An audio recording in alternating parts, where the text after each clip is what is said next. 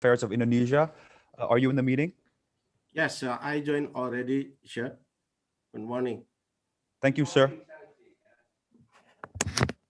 Thank you, Excellency. Ms. Mary Mariotti from the Director General of Foreign Trade, Ministry of Trade of Indonesia. Are you with us?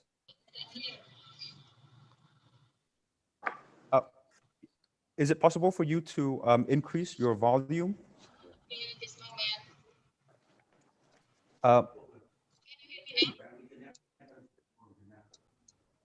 Yeah, we're not getting quite clear of your voice. I'm present. Can you hear now? Thank you. Yeah, we're so as a reminder, if when you present, I think it would be better if you would speak a little bit louder, so everybody can hear you clearly. Thank you. Okay, thank you. Mr. Ha Van Siel, Vice Chairman of the Vietnam National Administration of Tourism, are you with us? Yes, good morning. Mr. Ha Van Siel will miss the first section and he will be at the West Bina at the second section when he deliver his presentation. Thank you. Mr. Kartika Kandra Negara from the Ministry of Tourism and Creative Economy of Indonesia, are you with us?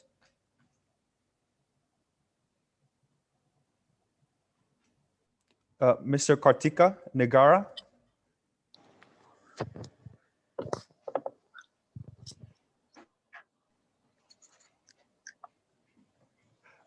Mr. Nguyen Minh Tuan from Vietnam Airlines, are you in the meeting?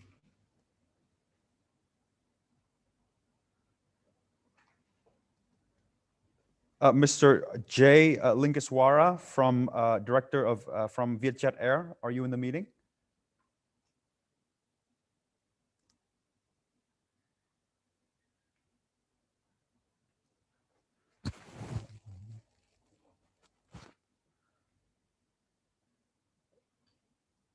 Mr. Ade R. Susardi from the Garuda Indonesia Airlines, Director of Service, Business Development and Information Technology. Are you in the meeting with us?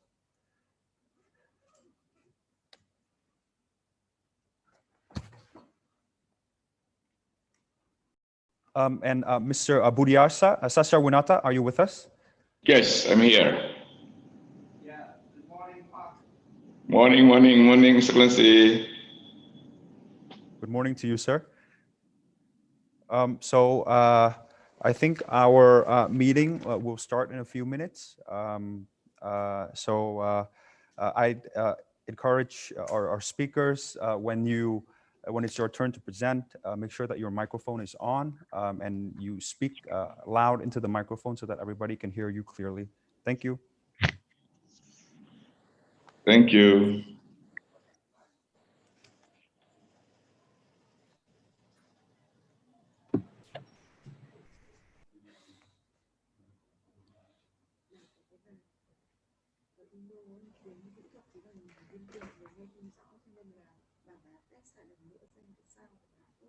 Vâng ạ. Cái 3 của Bộ Thương mại.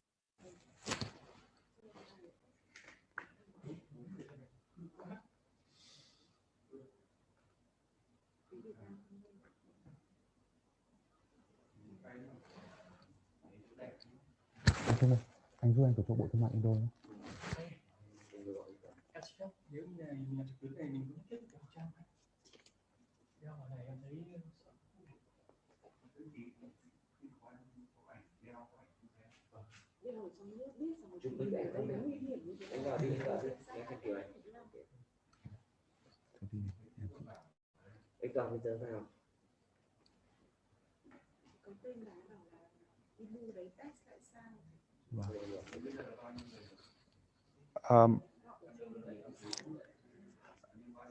Miss Mariotti,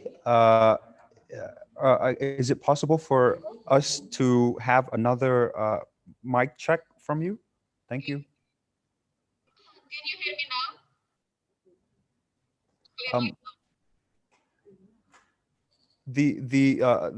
I'm sure you're speaking very loud, but the voice that we're receiving, it's it's quite unclear. Okay, maybe I will change my computer. Okay.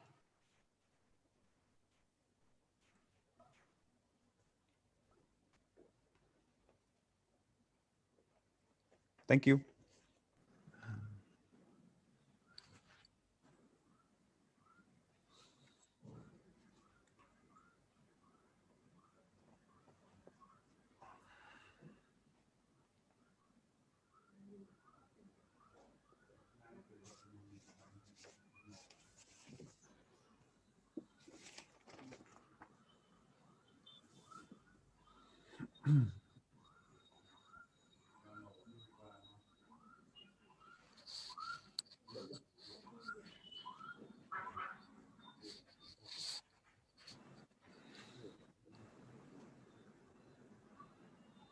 Kan dia sendiri di ruangan Iya, ya? sendiri di ruangan. Banyak.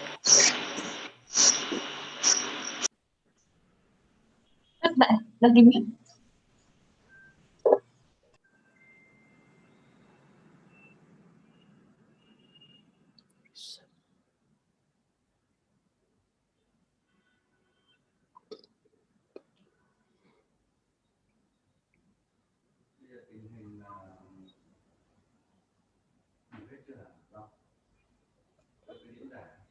Dạ, cơ bản là những cái diễn giả mà phát biểu sớm là sẽ đã có mặt rồi. Có ông, vâng, có ông Ibnu Hadi thì em chắc là xin chờ thêm.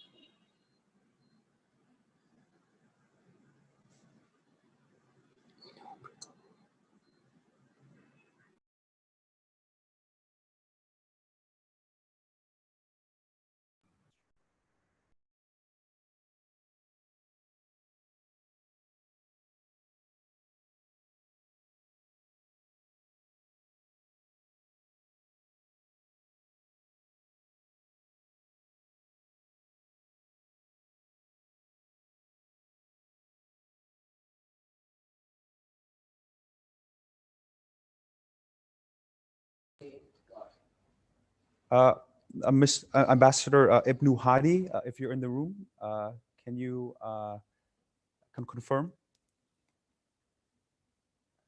Or Miss Ving, who is with the ambassador? Can you hear us? Hello. Excellency Ambassador, we can hear you. Okay, good. But we haven't been able to see you. Are you turning on your video right now, or are you just using your microphone? No, we have. Wait.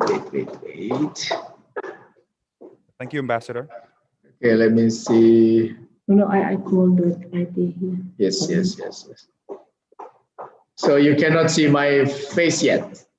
No video, only the sound. Yes, not yet, Ambassador, but your sound is great. We can hear you very clearly. All right.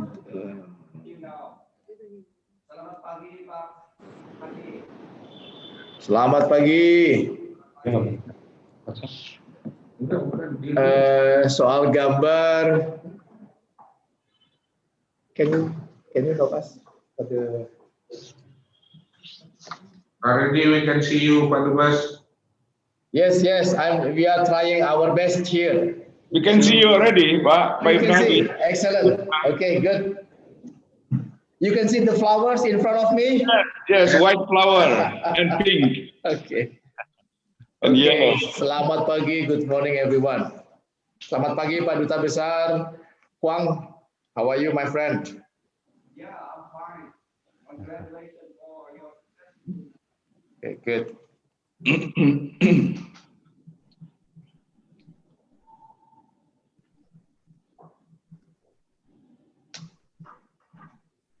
Where is the material?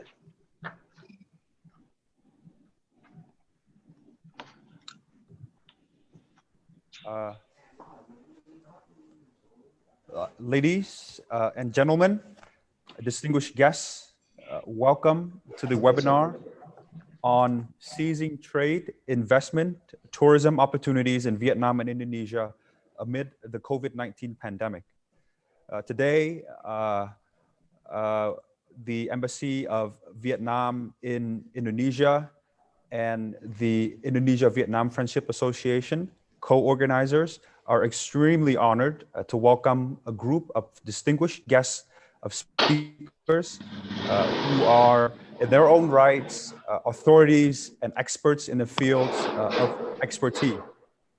We are joined today by, from the Indonesian side, His Excellency Mr. Ibnu Hadi, Ambassador of Indonesia to Vietnam, Dr. Insinyur Rizal Afandi Lukman, Deputy Minister for International Economic Cooperation, Coordinating Ministry for Economic Affairs of Indonesia, Ms. Mary Mariati, Director for Export and Import Facilitation, Directorate General of Foreign Trade, Ministry of Trade of Indonesia, Mr. Kandra Negara, Director of Interagency Relations, Ministry of Tourism and Creative Economy of Indonesia, Mr. Budiarsa Sastra Winata, Chairman of the Indonesia-Vietnam Friendship Association, Mr. Ade R. Susardi, Director of Service, Business Development and Information Technology, Garuda International Airlines.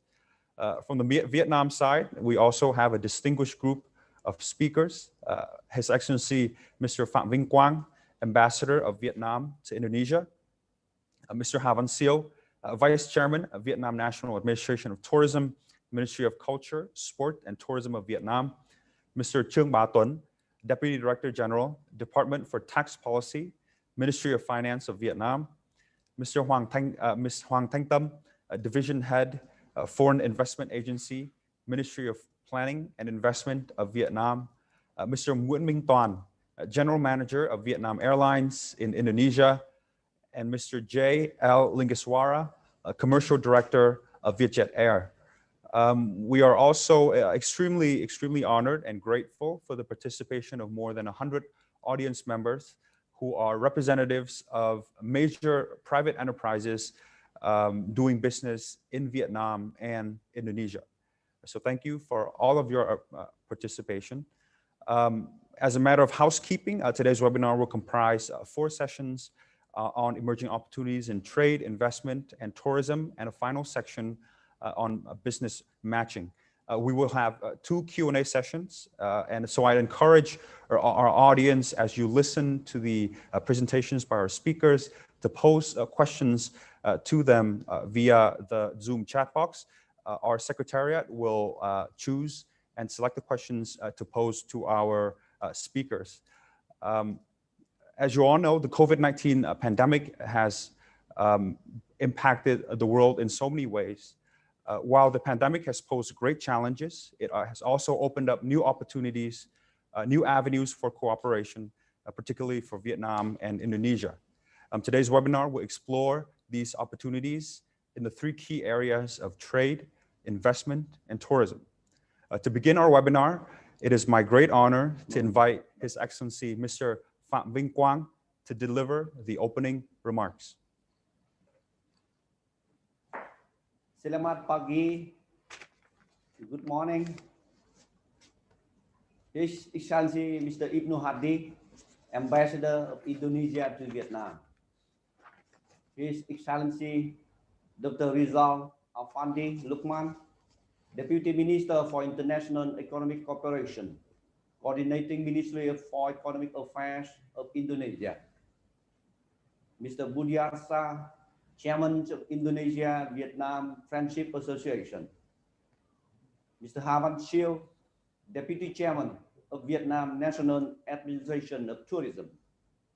Mr. Trương Ba Tuân, Deputy Director General of Department for Tax Policy, Ministry of Finance of Vietnam. Distinguished guests from the Ministries of Trade, Investment, Finance, Tourism, Creative Economy, and provincial officials of Vietnam and Indonesia.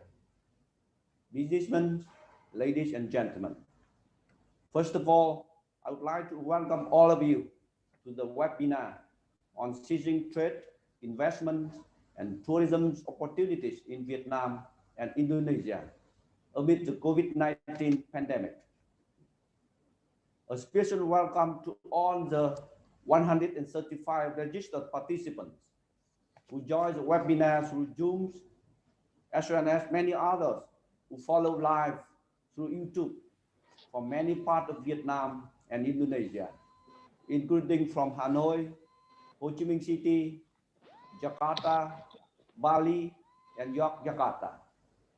Your participation shows that business community of Vietnam and Indonesia are very much interested in the promotion of trade, investment, and tourism between Vietnam and Indonesia amid the COVID-19 pandemic.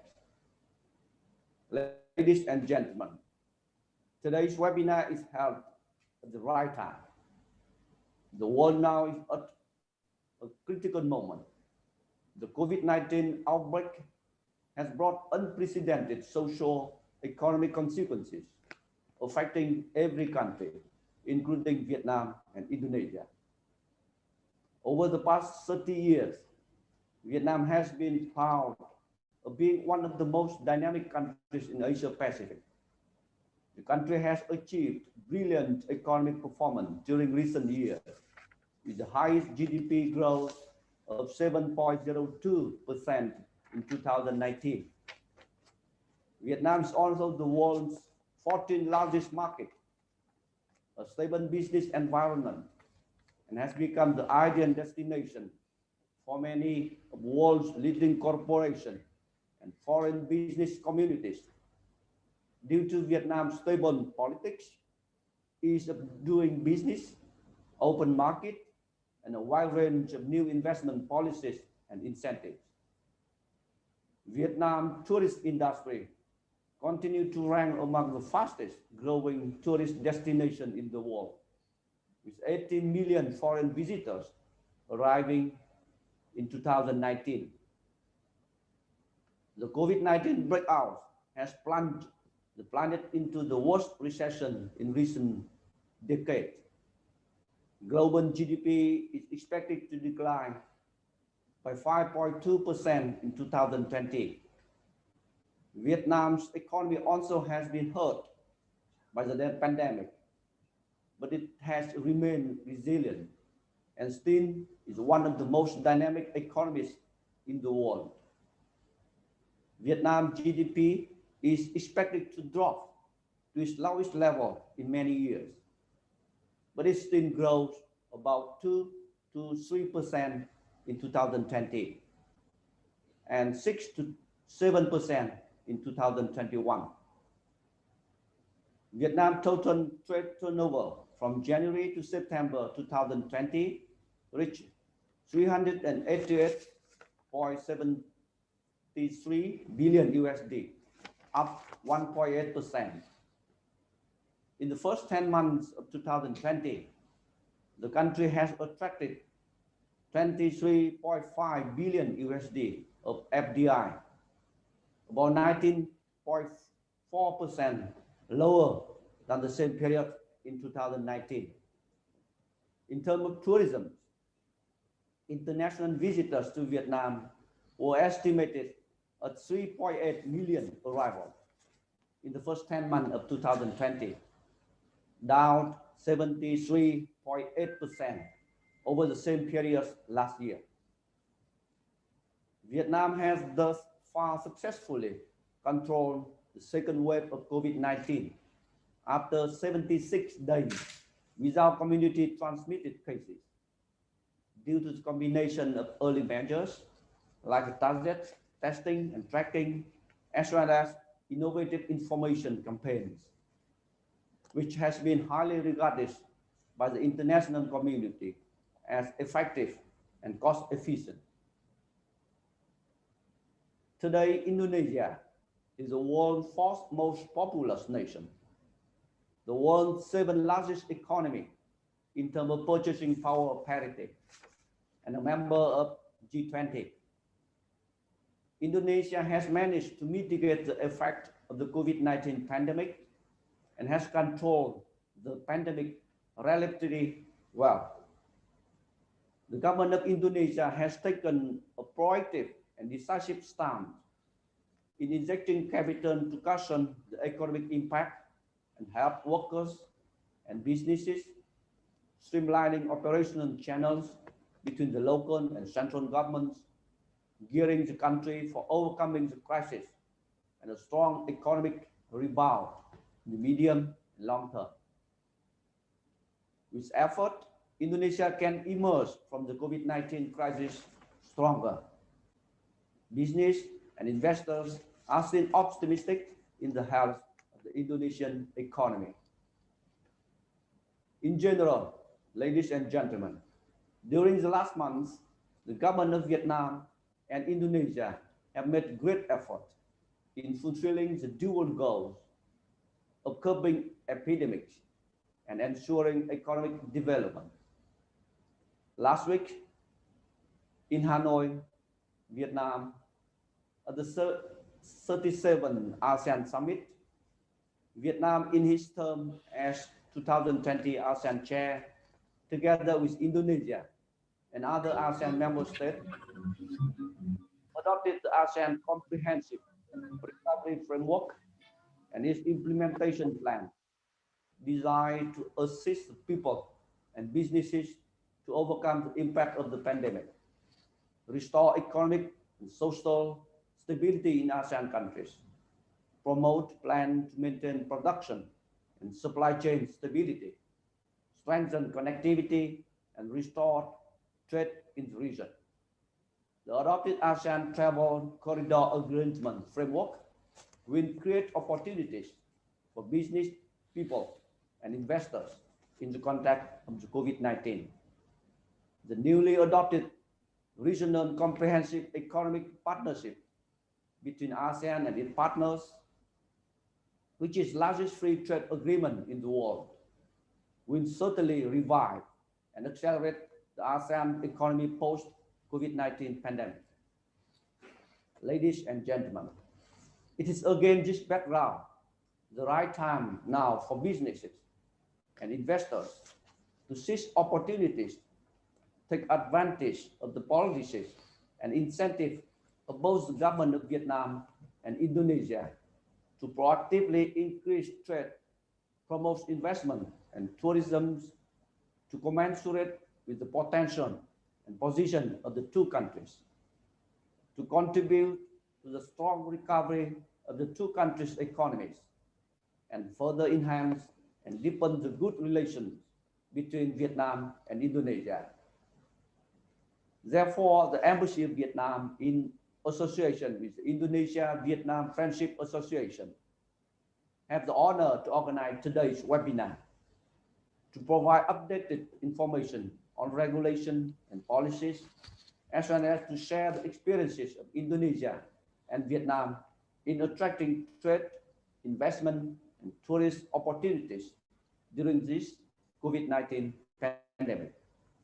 Attending the webinar today, we not only get a comprehensive understanding of potential of the trade, investment, and tourism sectors of Vietnam and Indonesia, but you will be also updated with the new policies and the valuable information of the Vietnamese and Indonesian market Thus, the COVID-19 pandemic has prevented us from meeting in person, but we have still managed to organize virtual business matchings, which will bring about the real opportunities for the business community of the two countries in seeking new partners, expanding market and trade with each other, thus boosting the bilateral relation between Vietnam and Indonesia in depth and with efficiency, especially when the two countries are now celebrating the 65th anniversary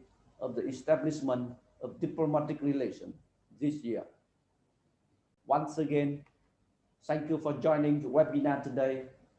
I wish all of you good health, happiness, and success. May the webinar and business matching be a great success. I thank you. Terima kasih. Thank you, His Excellency Ambassador Phạm Vinh Quang, Ambassador of Vietnam to Indonesia. Now is my distinct honor to invite His Excellency Mr. Ibnu Hadi, Ambassador of Indonesia to Vietnam, to share your thoughts on bilateral cooperation between Vietnam and Indonesia in priority areas. You have the floor, His Excellency Ambassador.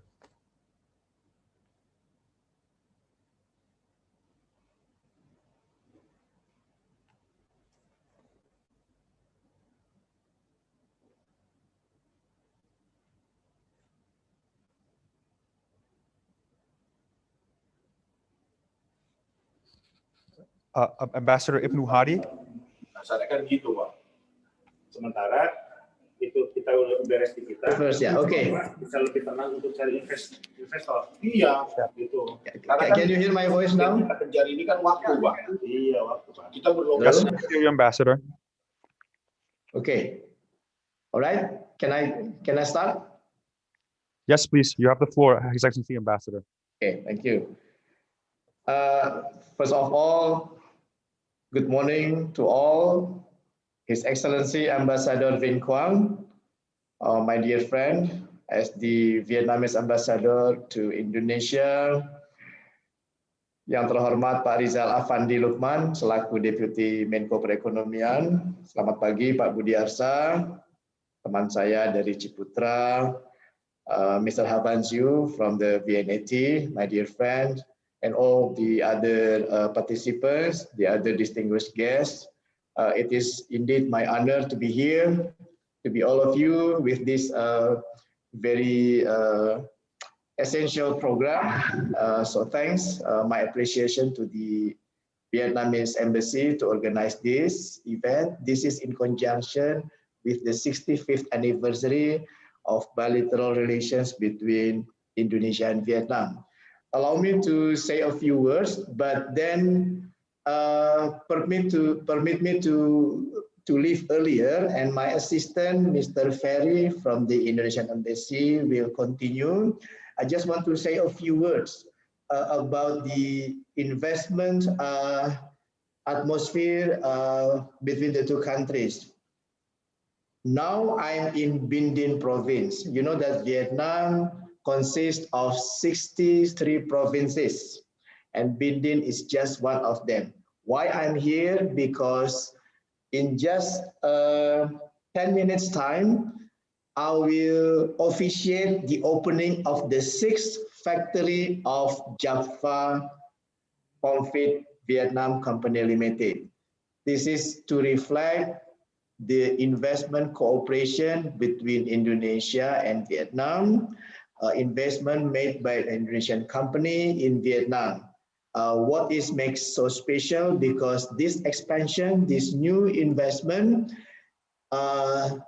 this is made in the mid of COVID-19. So this is just a proof that even though we are facing the challenge of COVID-19, we still able to make some business activities, in particular with this investment by Jaffa. So Jaffa, you could see, this is actually an old player among the Indonesian companies in Vietnam. Besides Ciputra, run by Pak Budiarsa, besides Cement Indonesia and other things, Java has been around since 1996, and they already have a factory not only in Bindin, they have factories in Vinh Phúc province, Thái Bình province, Hoa Binh province, Long An province, and Binh Thuan province. No, I'm telling you specifically because number one, I'm here, and number two, this is just a proof that our economic relations still move in a vibrant way. So I'm very happy to be here with you, and for the rest of my presentation, once again, allow me to ask my assistant, Ferry, to continue. Mr. Ferry, if you are Yes. prepared, please continue. So thank you very much once again. Thank you. Good morning, everyone. Can everyone hear my voice? Yes, Yes, we can hear you clearly. Okay, so thank you very much, Ambassador Ibnu Hadi. Good morning, Ambassador Kwang, Pak Rizal Afandi, dan Pak Budiarsa. Allow me to continue on with presentation from our side. We're going to screen share our presentation. Okay, next slide.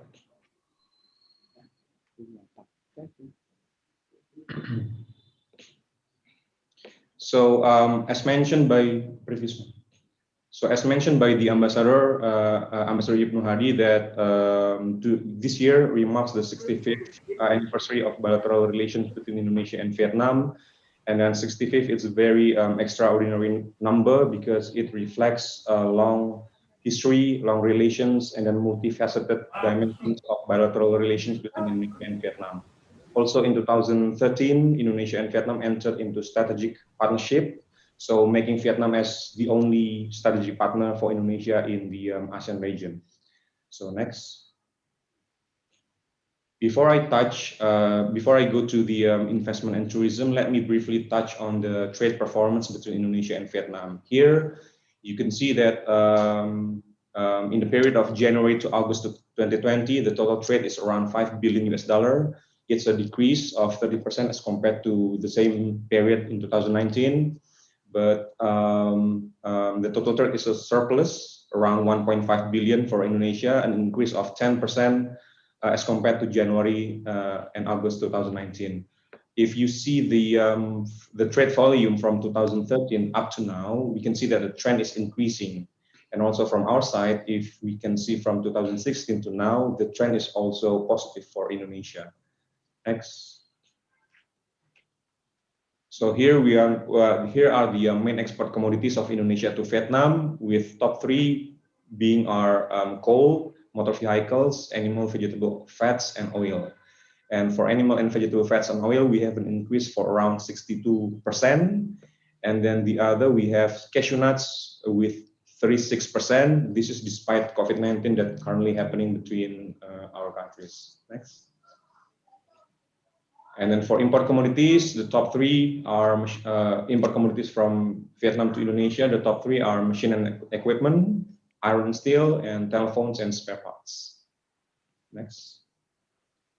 And then this figure is to show you that in 2019, we have around 19 projects in Vietnam with an amount total around $44 million. And however, we have a total cumulative investment in Vietnam around $589 million with 92 projects, making Indonesia as the 28th list of country investors to Vietnam. Next. And then what about in January? This period, January to August 2020, we have 4 new Indonesian investment by Mitradi Perkasa, ASEAN Cotton Traders, Era Commerce Indonesia, and Viet Universal. And then this new investment include 3 new projects with amount of around $210 and 1 capital addition of around 618 of currently ongoing project. On the left side, you can see the sectors that the Indonesian companies invest in Vietnam. Next. So as mentioned by the ambassador, we have around 37 Indonesian companies present in Vietnam. One of them is Java, which today we are going to have a 6th opening of its factory in Binding. Also, you can see that we have Vietmindo, Ciputra, Traveloka, and many more. Next. Tourism. These slides, we want to show you that what happened before COVID-19 and then after COVID-19. Before COVID-19, everything was, we can say that it was promising. You can see the visits for bilateral relation from Indonesia to Vietnam and Vietnam to Indonesia increased around 21 to 26%. And in January, early this year, also the visits also still positive. Foreign visitors to Indonesia was around 1.2 million, and to Vietnam was around 1.9 million. And then Vietnam tourists to Indonesia in January 2020 was around 9,000, and the Indonesians to Vietnam was around 12,000. However, what happened after COVID-19, we can see on May 2020, as mentioned already by Ambassador Quang, foreign tourists coming to Vietnam was around 3.8 million, around 48% decrease as compared to the same period in 2019. Foreign tourists coming to Indonesia also decreased around 43% with number of 2.9 million visitors. And then Vietnamese tourists coming to Indonesia on May 2020, only around 304 as compared 95% decrease as compared to May 2019. Next. So this is the air connectivity between Indonesia and Vietnam. Right now we have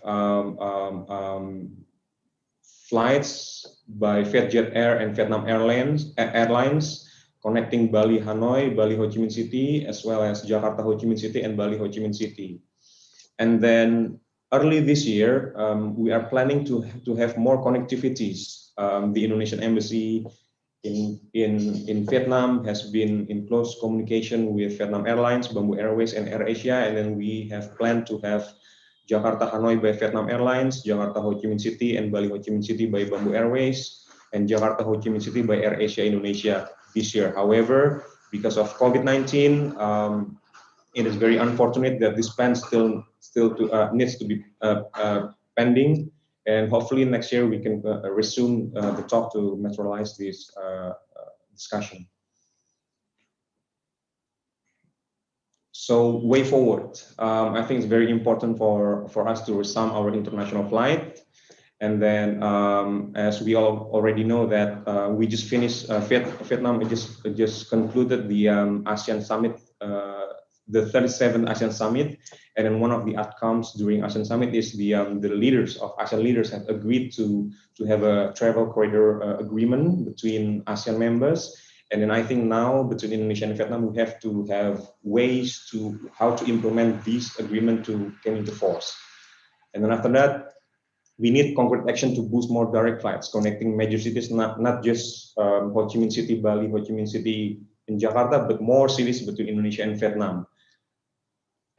Because we believe that one way to boost tourism is to connect more cities between the two countries. And also we hope that in the future we can have more business dialogue and promotion of investment between Indonesia and Vietnam. And I think that will be the last of my presentation, and I would like to say thank you.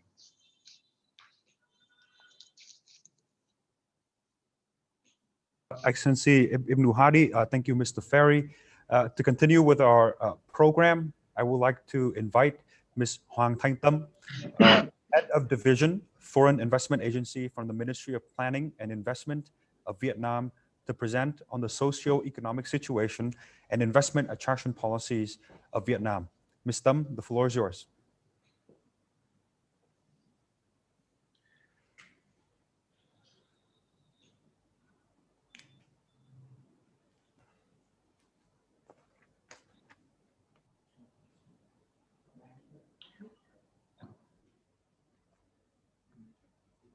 Ms. Tâm, we are having a little bit of a problem hearing you. Are you speaking into the microphone? Okay. Can you hear me right now? Yes, we can hear you perfectly. Okay, thank you.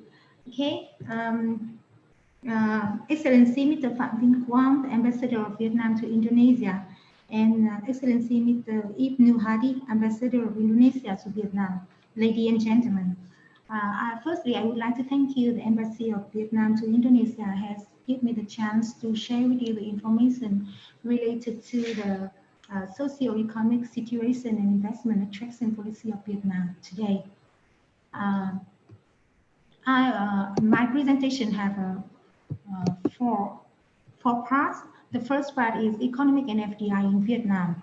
The second one is the trends of transferring FDI into Vietnam. The third one is why invest in Vietnam. And the last one is preparation of Vietnam to receive SIFT FDI flows.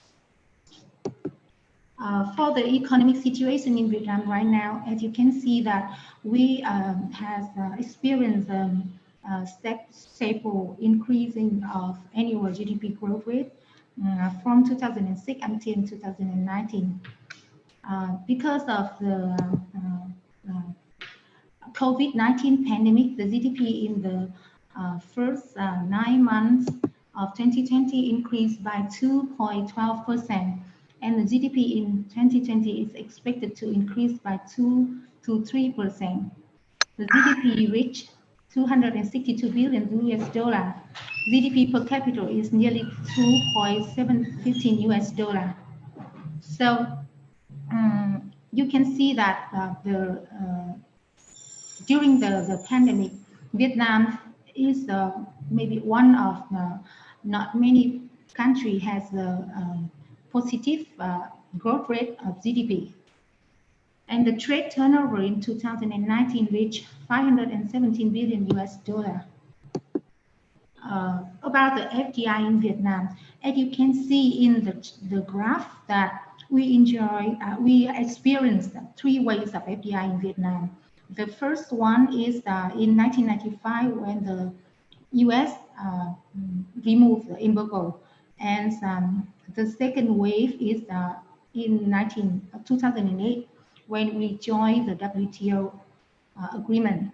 And from that, from 2008, of course, we experienced a little bit in decrease because of the financial crisis in Asia.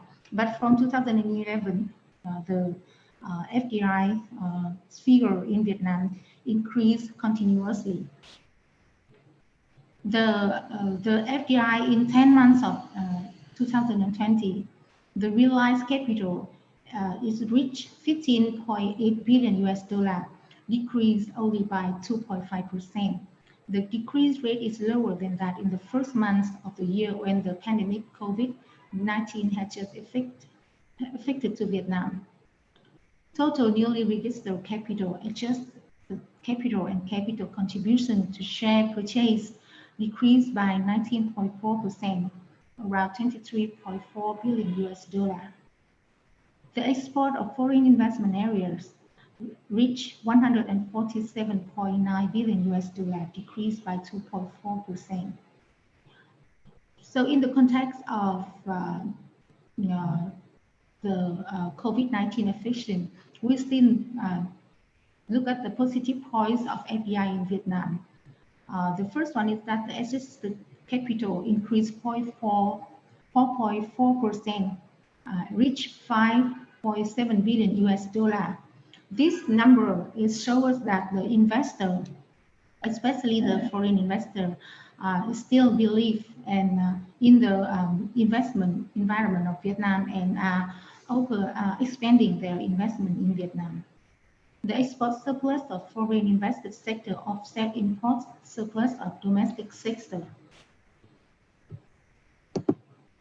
If you look at the chart of the recent slide, you can see that the FDI in Vietnam mostly concentrated into the processing and manufacturing, 59%.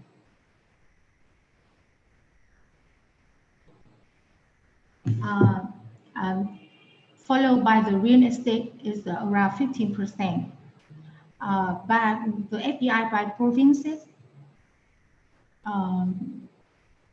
is concentrated into some of the cities and provinces that have good infrastructure, the modern infrastructure.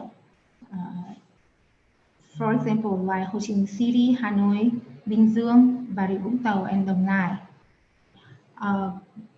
The FDI by country, up to now, the first country has invested in Vietnam is Korea. And then next is the Japan, Singapore, Taiwan, and Hong Kong. Hello? Sorry. Sorry. I received a call from Embassy of Vietnam. Something wrong? Can you hear me? Miss Thum, can you click on your PowerPoint slide because right now we are we don't see your slide at the moment. Really? I already said. I'm sorry for the interruption. Yes, yes, okay. Wait.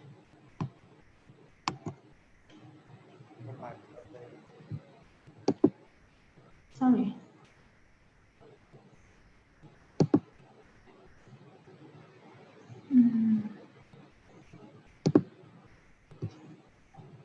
Oh, yeah.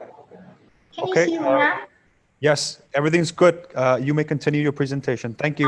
Sorry for that inconvenience. Okay. So, as you may know that because of the world trade and also the COVID-19 pandemic, we are now experiencing the trends of transferring FDI into Vietnam. If you look at the world context, you can see that the trade conflict between the big economy caused international corporations and enterprises to move production location to avoid high tax rates. The COVID-19 pandemic and its heavy consequences caused nation and international corporations to speed up the investment restructuring process to avoid dependence of one country and one partner. Some developed countries such as the United States, Japan, South Korea have issued preferential policy and support package to urge companies to relocate production lines to the country or invest in the third country to diversify the supply chain. According to the forecast of UNCTAD OECD, global FDI inflows will decrease by up to 40% in the period 2020 and 2021. M&A deals on a global scale tend to decrease also. For the context of Vietnam, the economic growth prospects in 2020 is still quite good due to good disease control in Vietnam. High level compared to other countries. The production and business activity of foreign investment enterprises are also affected because of the breadth of the supply and demand trend. FDI declined, but not much. With the successful control of the COVID-19 pandemic, Vietnam is considered a safe destination.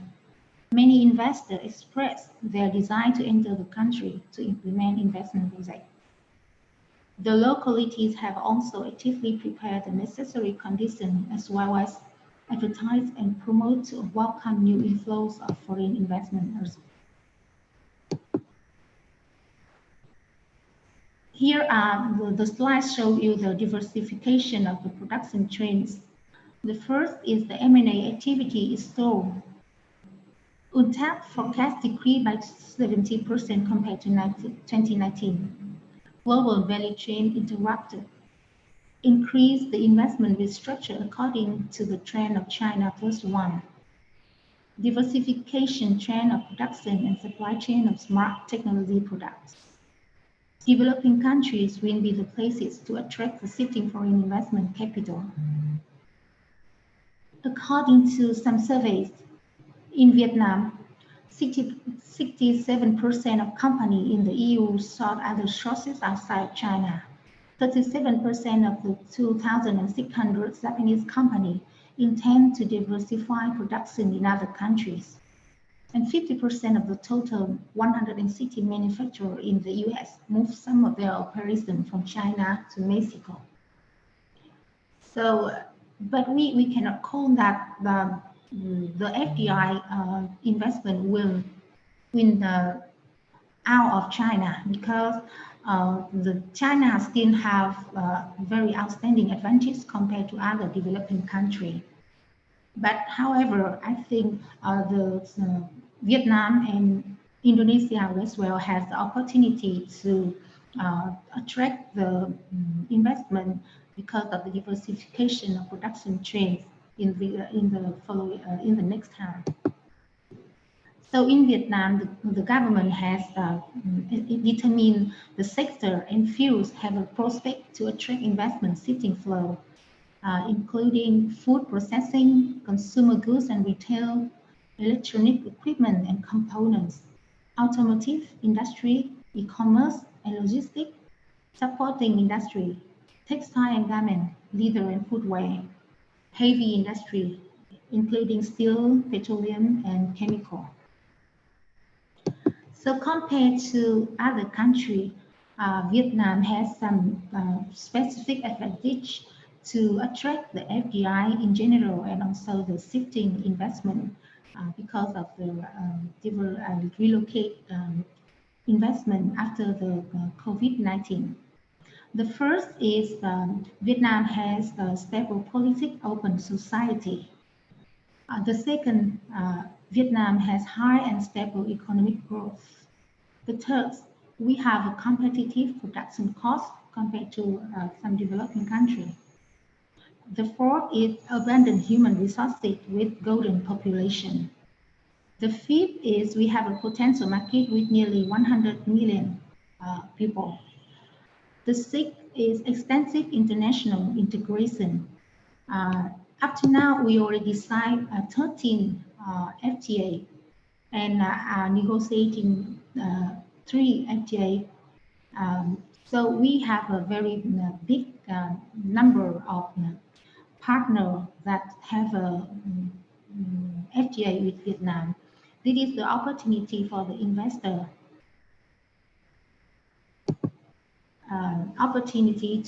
For investor to invest in Vietnam to enjoy the big market of this member of the FTA. And the seventh is open policy with many competitive incentives. And the last one is that we have a strategic geography location with the short line flight to other Asian countries and also to Japan and Korea, some of the big investors. And to receive the SIP FDI flows, the government of Vietnam also set up some of the conditions to be prepared. The first one is the industrial land. For the industrial land, up to now we have 75 and 900 industrial and with 55% occupation rate of industrial zone and economic zone.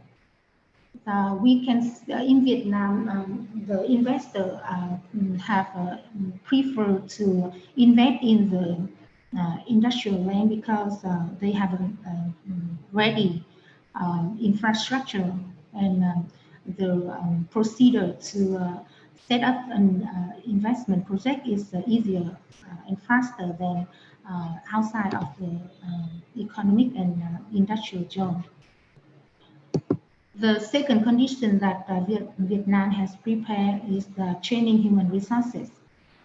We are cooperating between university, college, vocational training center with the corporation enterprises to train according to orders, not because of the supply.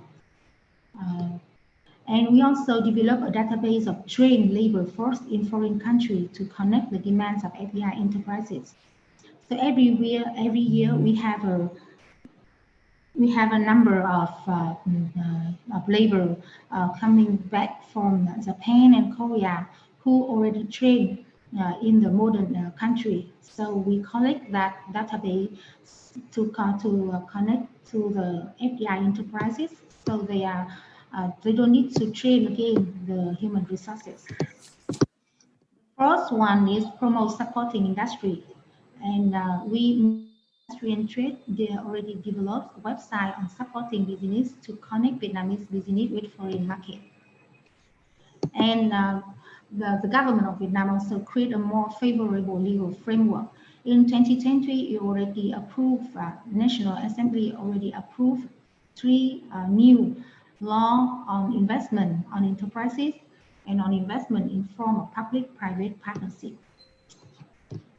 If you look at the table on screen, I give you some comparison of corporate income tax in Asian countries to see the advantage of Vietnam in terms of income tax, corporate income tax.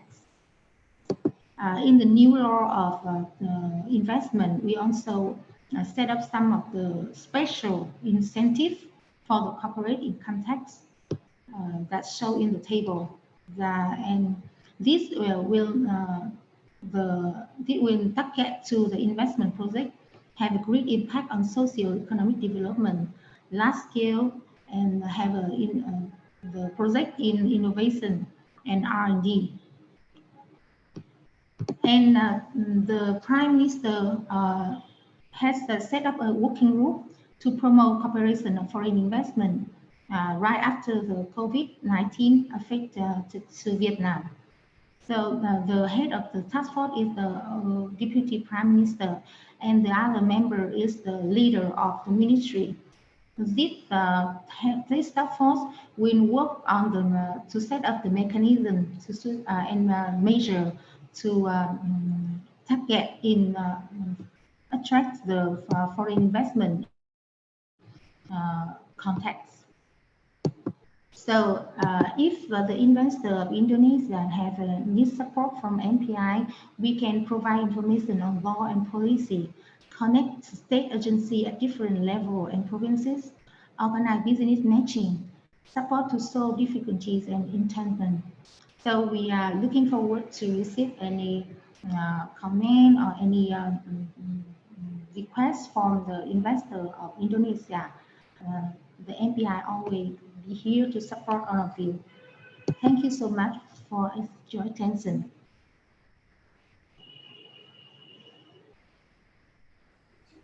This is the end of my presentation. Please continue the workshop. Thank you. Thank you very much. Thank you, Ms. Hoang Thanh Tâm, for your resourceful presentation. Next, I would like to invite Mr. Trương Bá Tuấn, Deputy Director General, Department for Tax Policy, Ministry of Finance of Vietnam, to present on tax incentives from Vietnam. Mr. Trương Bá Tuấn, the floor is yours. Distinguished guests, ladies and gentlemen, a very good morning to you all. It's my great honor to have the chance to take part in this wonderful webinar. So in the next 10 minutes, I will try to give you some update on Vietnamese tax incentive policy, including our recent change in tax policy to cope with the impact of the COVID-19 pandemic. As you may know, Vietnam is a transition economy. Investment or capital is very important for our country development. As my friend from the Ministry of Planning and Investment already mentioned, recently, various policy measures has been adopted by our government to improve the investment climate and to reduce the cost of doing business in Vietnam and make our country to become more attractive to the foreign investment. In line with this process, the government of Vietnam also pays special attention in reforming its tax system and to make the country tax system become more growth-friendly. We also try to reform our tax administration in order to reduce the compliance cost for the taxpayer through introducing e-tax, including e-tax filing, payment, and refund. And also to promote both domestic and foreign investment. Vietnam also has introduced various forms of tax incentive, including reduction of corporate income tax rate for a certain period of time or for the whole life of product, or exemption or reduction of corporate income tax We also have some sort of tax exemption regarding to indirect tax, for example, custom duty or import tax. Within our tax incentive regime, the incentive regarding to corporate income tax are the most important and very popular. So in the later part of my presentation, I will try to give you more on this regard. But I would like to note here that in Vietnam right now, both domestic and foreign investor enterprise are treated equally in terms of both condition and the level of incentive. In the past, we had two different sort of regime. One applied to domestic, one applied to foreign investor. But right now, we have only single regime of tax to apply equally to both domestic and foreign investor. And in Vietnam, our tax incentives are granted based on 3 criteria, which set out in our law on investment and related legal document by the government. The first criteria is based on the field of investment. In other words, the sector that the investor puts the money in. And in this regard, the law, our new law on investment had identified 14 broad type business sector that the investment encouraged, such as investment in supporting industry, or in the production of electrical appliance, or in information technology sector, or in infrastructure development, or in agricultural development. You can refer to our law on investment for more detail on the sector that are eligible for investment incentive, especially tax incentive. The second one is based on the location of the project, or the geographical area when the project is located. Currently, we have 3 types of geographical locations that are eligible for investment incentive, including the one is the first type is in the area we call it social economic difficult area, and the second one we call is extremely social economic difficult area, and the third one is investment made in industrial park, export processing zone, or high-tech zone, or economic zone. And right now we have 18 economic zone and more than 300 industrial zone or export processing zone. That when investor invested in, they can get some sort of incentive. And the third criteria is based on the size project. In our country, the last project may be eligible for higher level of tax incentive. For example, the project with a capital of more than 6,000 billion Vietnamese dong, with around 250 million $. And in our country, the actual level of tax incentive that the investor might enjoy is determined based on the extent to which the eligible criteria are met. As I mentioned, we have 3 sort of criteria: the sector, the location, and the size project. So the more criteria the project met, the higher level of incentive will be available to the project. And I also would like to note here that in our system, the tax incentive is not available to mining industry and to the project that produce the goods and services, which are subject to special consumption tax or excise tax, is the name in other country. Now I would like to give you some more information regarding to our corporate income tax incentive. You know that to attract the investment, our standard corporate income tax has been reduced from previous 28% to 25% in 2014, and further to 22%, to 25% in 2008, and further to 22% in 2014. And right now, and from the 2016, our standard corporate income tax rate is 20%, which is similar to other countries in the region. And besides that, we offer some sort of corporate income tax incentive for the investor who met the criteria that I mentioned before. For example, some projects may be entitled to enjoy the corporate income tax of 17% or 15% or 10%. Even some projects may enjoy corporate income tax of 5%. And secondly, some projects also may be entitled to enjoy the tax holiday with the tax reduction or exemption for certain period of time. For example,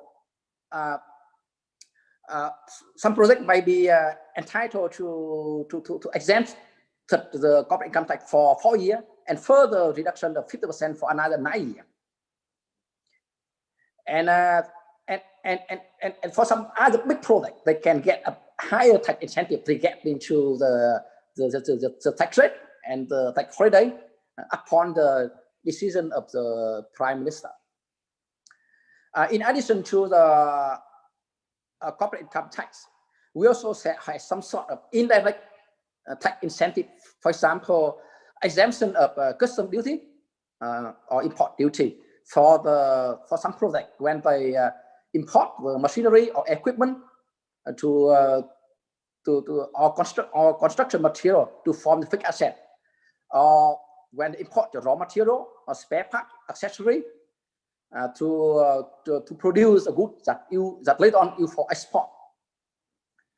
And we also had some sort of incentive that granted to the project that are located in extremely social difficult economic area.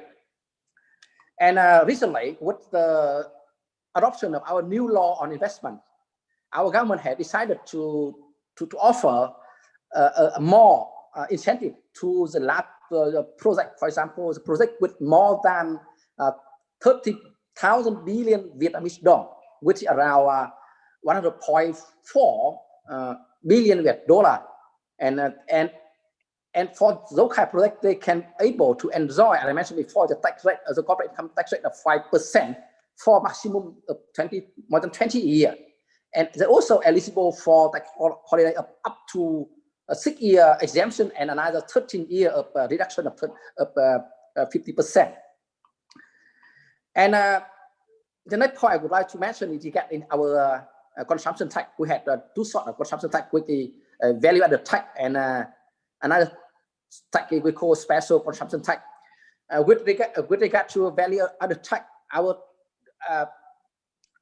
we had in our system the standard value-added tax is 10%, which is similar to Indonesia. I think also 10%. And we also had 5% for 5% of value-added tax for essential goods and services, such as the water, fertilizer, medicine, or education equipment. And the 0% for export, which is standard practice with other countries. And under our current value-added tax regime, both the imported goods and domestic produce goods are treated equally. And there currently is no value-added tax incentive to apply to the enterprises.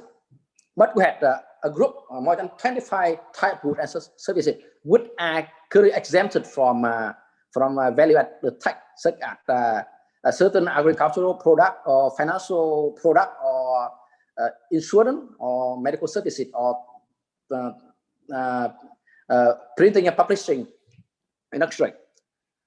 So for our excise tax, in Vietnam we call special consumption tax. So in Vietnam, our special consumption tax is imposed to a certain type of goods and services that the government want to regulate. Currently, there are 10 type of goods and 6 type of services are subject to our special consumption tax, include cigarette, alcohol product, beer, automobile of less than 24 seats, a motorcycle of gasoline or air conditioner of a capacity of less than 90,000 BTU, and also golf. And our special consumption tax rate is ranging from 7 to 150%.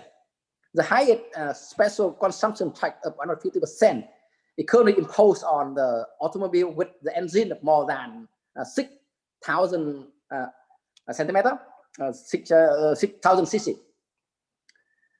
So ladies and gentlemen, as my colleague from the MPI already mentioned, in 2020, with the outbreak of the COVID-19 pandemic, as with many other countries in the region, our economy has been adversely affected. So our real GDP growth in 2020 is just around, we forecast around 2 to 3%, which is much lower than the growth rate of 7.02% in 2019. And to support for the business sector to cope with the impact of the COVID-19 pandemic. So various fiscal policy measures have been recently adopted by the government and the National Assembly. For example, we had a policy to allow the taxpayer to defer their tax payment obligation for a certain period of time. The total tax payment that are eligible for tax deferrals is around 180,000 Vietnamese dong, which is around 7 billion Viet dollar. We also adopt a policy of reducing the 30% of corporate income tax for small enterprises with a turnover in 2020 of less than 200 billion Vietnamese dong. The purpose of that is to support for small and medium enterprises, would consider that the most affected by the COVID-19 pandemic. In addition to support for aviation industry, we also reduce the environmental protection tax on aviation fuel by 30%. Because the aviation industry is also more affected industry by the COVID-19. In addition to support for we also increase our personal income tax deduction threshold by more than 20% to reduce the personal income tax burden for the taxpayer. And around more than 100 million taxpayers have been benefit from the increase in personal income tax reduction, or we can even call that a personal income tax exemption threshold. The cost of this policy is around more than 10,800 billion Vietnamese dong, or around 450 billion Viet dollar. Ladies and gentlemen, to talk about the tax policy and tax incentive in Vietnam, it will be take more time. But due to the time limit, I had only 10 minutes, so I just try to provide with you all some update information on our tax policy. So I'm very happy to answer the question that you can have on our tax incentive, our tax policy later on. Thank you very much for the attention. Thank you. Thank you. Thank you, Mr. Trương Bá Tuấn. Thank you for your concise, comprehensive, and extremely detailed presentation. To begin, to continue our program, it is my honor to invite Dr. Insinyur Rizal Afandi Lukman, the Deputy Minister for International Economic Cooperation, Coordinating Ministry for Economic Affairs of Indonesia, to speak about Indonesia's tax incentives and investment attraction policies. Dr. Lukman, the floor is yours. Thank you very much. Very good morning to you all in Vietnam and Indonesia. Bui Sang Tot Lang. Excellency Mr. Pham Vinh Quang, Ambassador of Vietnam to Indonesia. Excellency Bapak Ibnu Hadi, Ambassador of Indonesia to Vietnam. Honorable Bapak Budiarsa Sastrawinata, the Chairman of the Indonesia-Vietnam Friendship. Honorable speakers, distinguished guests, ladies and gentlemen. Before I begin, I'd like to extend appreciation and thanks to Vietnam Embassy in Indonesia and Indonesia-Vietnam Friendship Association for arranging this webinar. In this opportunity, I'd like also to congratulate to the Vietnamese government for successfully chairing the ASEAN summit a few days ago including the conclusion of the RCEP, the most biggest mega trading bloc in the world, as alluded by Excellency Ambassador of Vietnam to Indonesia earlier. I'm pleased to meet you all in this good opportunity and hope there will be a meaningful takeaway from this meeting for continuing and expanding business relation between Vietnam and Indonesia. Today's discussion, I will cover the following issues: National Economic Recovery Program in Indonesia in time of the pandemic COVID-19. Second, on the domestic reform that has been taking place. And lastly is on the Indonesia tax incentive and investment attraction. And now come to the first part, which is on the global and Indonesia economy briefly. Could you, change to the next slide? Yes. This stronger and closer cooperation between Indonesia and Vietnam is particularly very important during current global pandemic. 9 months into the pandemic, the virus has spread to 215 countries, infecting 54.8 million people and caused over 1.3 million deaths.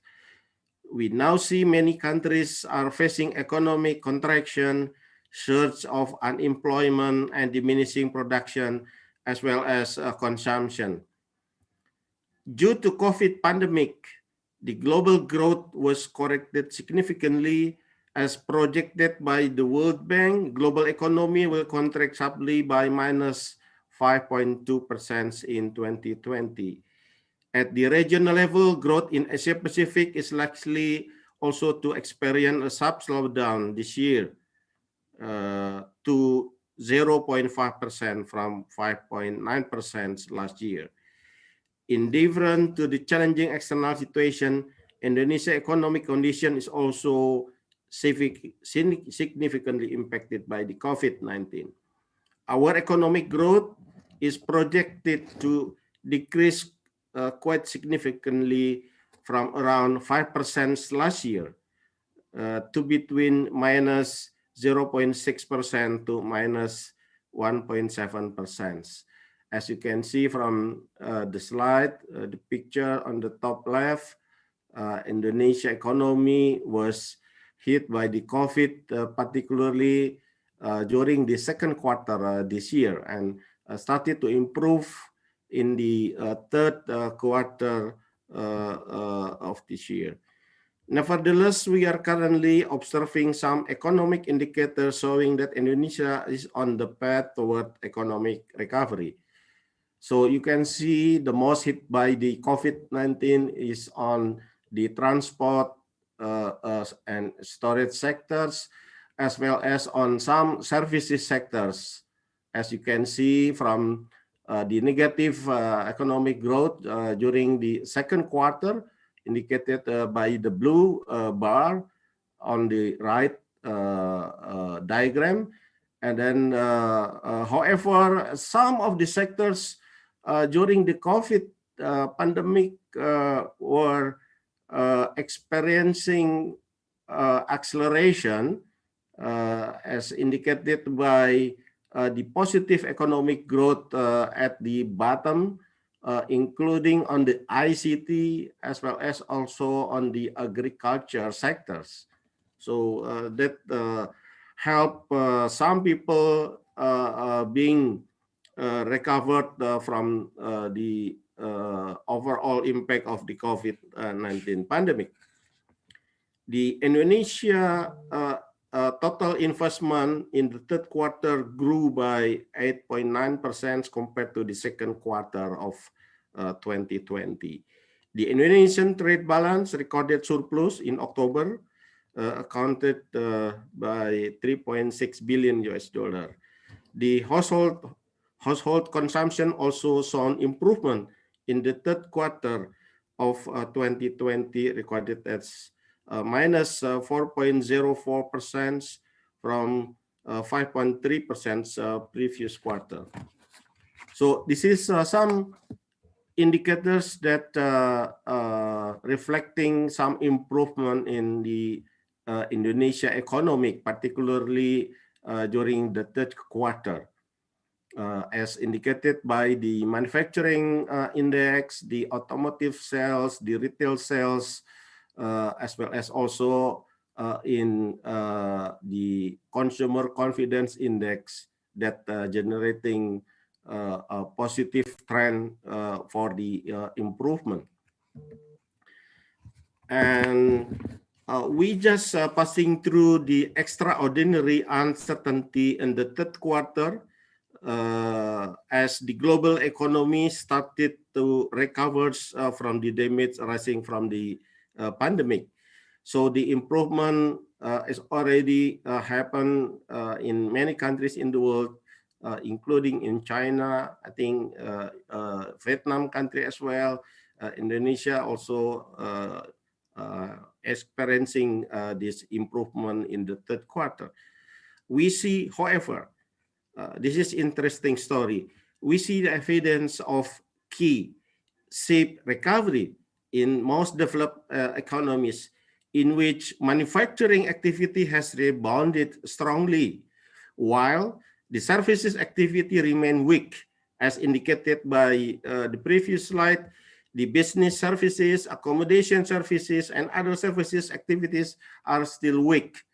However, in this graph, for the manufacturing index is already improving. So that generate the key shape recovery. Yeah, so it's similar to the K letter shape of recovery. On the manufacturing is improving, rebounding, while on the services sector are still weak. And now come to the next part, which is on the domestic reform. So could you move to the next slide, please? This is next. Yes, on the job omnibus law on the job creation, as part of next, please. As part of the Indonesia economic transformation process, Indonesia has recently passed the omnibus law on job creation, which will improve the ease of doing business in Indonesia and attract investment, thereby boosting job opportunities and economic growth. The law simplifies, synchronizes, and streamlines regulations out of hyper-regulations that often hindered foreign business activities in Indonesia. The omnibus law on job creation is also part of our national economic recovery program, as well as the same time transforming the economy through regulatory reform in 8 areas that cover on the area of the special economic zones, on the tax, as well as also on ease of doing business, on the environmental analysis, on the land procurement, and others.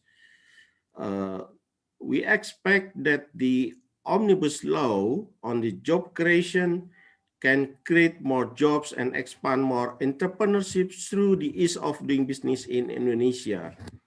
I believe this is a time for our two countries to take advantage of this momentum. I therefore would like to invite Vietnam business and industry community to be our investment partner in supporting and developing Indonesia economic transformation. By investing in Indonesia, you are not only tapping into our potentials, but also benefiting from our strategic location at the heart of growing market in East and Southeast Asia. So now I would like to come to the third component or the third issue, which is on the Indonesia tax incentive and investment attractions. Okay, now I'd like to start with the rank of ease of doing business between Indonesia and Vietnam in the last 2 years. That two countries rank in the very close position.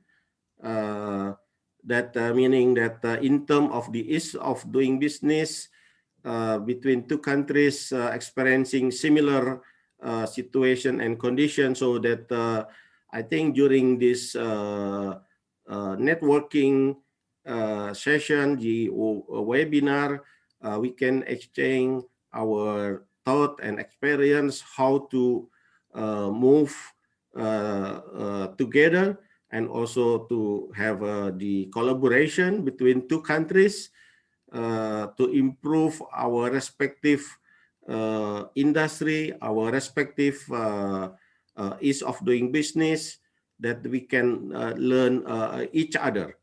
Next slide, please. Next.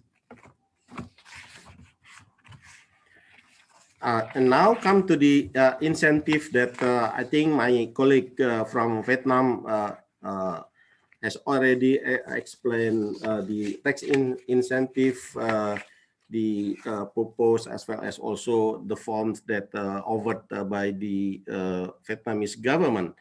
So in terms of the tax incentive, we are going to see, we want to encourage the investment. We will also want to support some companies because of affected severely by the COVID-19 pandemic.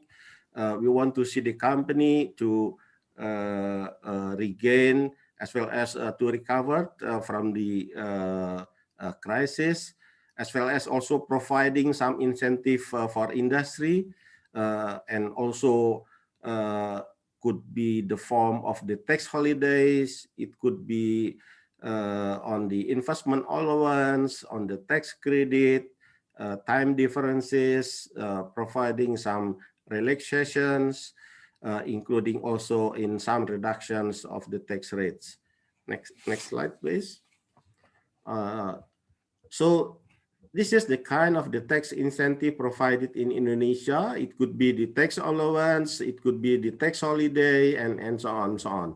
The first one is on the tax allowance, providing some reduction in the net income by 30%. Also providing amortization, depreciation being accelerated, as well as also additional loss compensation period. The imposition of income tax dividends of 10% or lower based on the tax treaty in Indonesia. Second is on the tax holiday, is a reduction in the income tax payable, 100% and 50%, and also within a certain period of time, provided to pioneer industry. And I will explain this later on in the next slide. The third one is on the investment allowance that given for the labor-intensive industry that basically is providing some facility in reducing the net income by 60% of the total investment in the form of tangible asset granted to labor-intensive industry. The other one is on the super deduction vocational. It will benefit to 100% of the total cost reduction for the taxpayer, in which the company allocating some budget for the training, as well as also on the vocational activity. Lastly, on the super deduction on the research and development activity, the government providing deduction of facility up to 300% of the total cost incurred by the taxpayer for certain research and development activities in Indonesia, that providing some incentive for the companies engaged in the vocational training, as well as on the research and development activities. Next slide, please. So this is the tax stimulus, which is basically provided to taxpayer in overcoming and helping the recovery from the COVID-19 pandemic, as also I think similar to the Vietnamese government offered to some companies in terms of the tariff reduction to the corporate income tax, in terms of also income tax facility, income reduction, particularly for the production of medical devices. So this is really support for recovering from the COVID-19 pandemic, including also from giving the exemption from goods services tax related to the handling of COVID-19 pandemic. So this is an example that the government is also helping some industry, some companies in overcoming and helping the effort on the COVID pandemic in Indonesia. The next one is the elaboration on the tax allowance. So could you move to the next slide, please? Yes, this is the tax allowance, whereas the facility to improve direct investment activities in the in boosting the economic growth. So this is creating some also incentive given to the industry for labor intensive industry. Also, it could applies to the industry that producing the export-oriented products, as well as also if utilizing certain level of the local content, also can benefiting in having the tax allowance by providing some investment allowance up to 30%, compensation for loss up to 10 years, acceleration for depreciation and amortization, and so on. And the next one is on the tax holiday, which is also covering and benefiting some new business entity, including on some pioneering industry with the minimum value of the investment is about $70 million or equal to 1 trillion rupiah, as well as also some cluster industry that can also enjoying for the new business entity investing in the pioneering industry that also with the minimum investment is about $35 million. So the facility could be the deduction up to 100%, and so on, as explained in this chart, as well as in the more details. Of course, it can cover some 5 industrial cluster, as well as also additional 8 industrial cluster, and also another 18 industrial cluster as indicated in the Ministry of Finance regulation. And lastly is on the investment allowance. Not lastly, but the third one, the next one. Could you move to the next slide, please? So as explained, labor-intensive industry also can be benefiting the deduction of the net income up to 60% from the investment that this facility given to the domestic business, and also particularly for the labor-intensive industry, which are employing minimum of 300 workers in the company, can enjoying this benefit.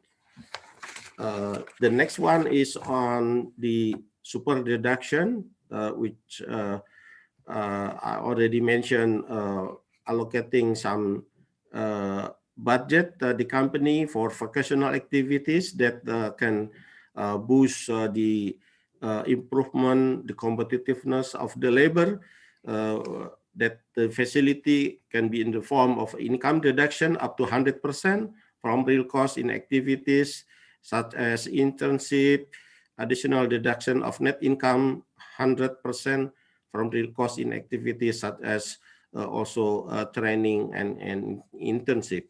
So this could be prepared until and the facility could be utilized up to 200 spent by the company can be deducted from the taxable income. Another one, which is on the next one, this one also the government providing some incentive for the research and development activities in Indonesia. The facility offered to the industry in boosting the innovation and utilization of the current technology in the production process, also to encourage the transfer of knowledge, particularly through research and development activities. And it could be up to 300% from the research and development budget that the company has allocated. So this is the incentive offered by the government to any industries in Indonesia. So I think that's I'd like to share with you. And before I conclude, allow me also to once again to convey that for the economic recovery to succeed, closer economic cooperation and collaboration must be maintained and greatly enhanced between our two countries, particularly in overcoming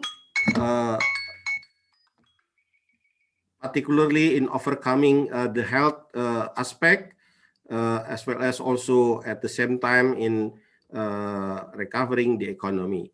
With the conclusion of Indonesia Omnibus Law on Job Creation and strong bilateral relationship between Indonesia and Vietnam, I see that there are more opportunities than challenges for investment and trade relations to flourish in the years to come.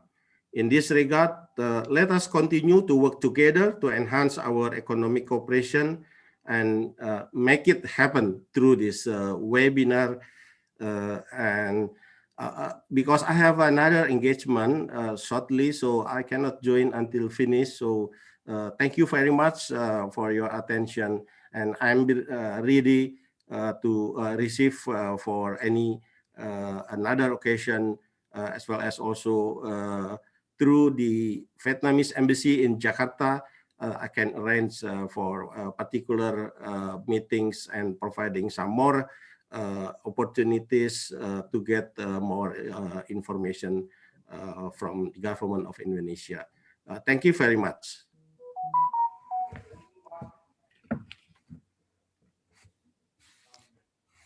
Thank you, Dr. Insinyur Rizal Afandi Lukman, the Deputy Minister for International Economic Cooperation, Coordinating Ministry for Economic Affairs of Indonesia. And particularly thank you for your inspiring message that there are more opportunities than challenges for Vietnam and Indonesia in terms of trade, investment, cooperation. Thank you, sir. To continue our program, I would like to invite Ms. Mary Mariotti from the Director for Export and Import Facilitation, Directorate of General Foreign Trade, Ministry of Trade of Indonesia, to deliver remarks on the Indonesia's market and export-import regulations. Ms. Mary Mariotti, the floor is yours. Thank you. Can you hear me now? Yes, we can hear you. Okay, thank you. So His Excellency Mr. Van Vinh Quang, Ambassador Vietnam in Indonesia. So, just a moment, please.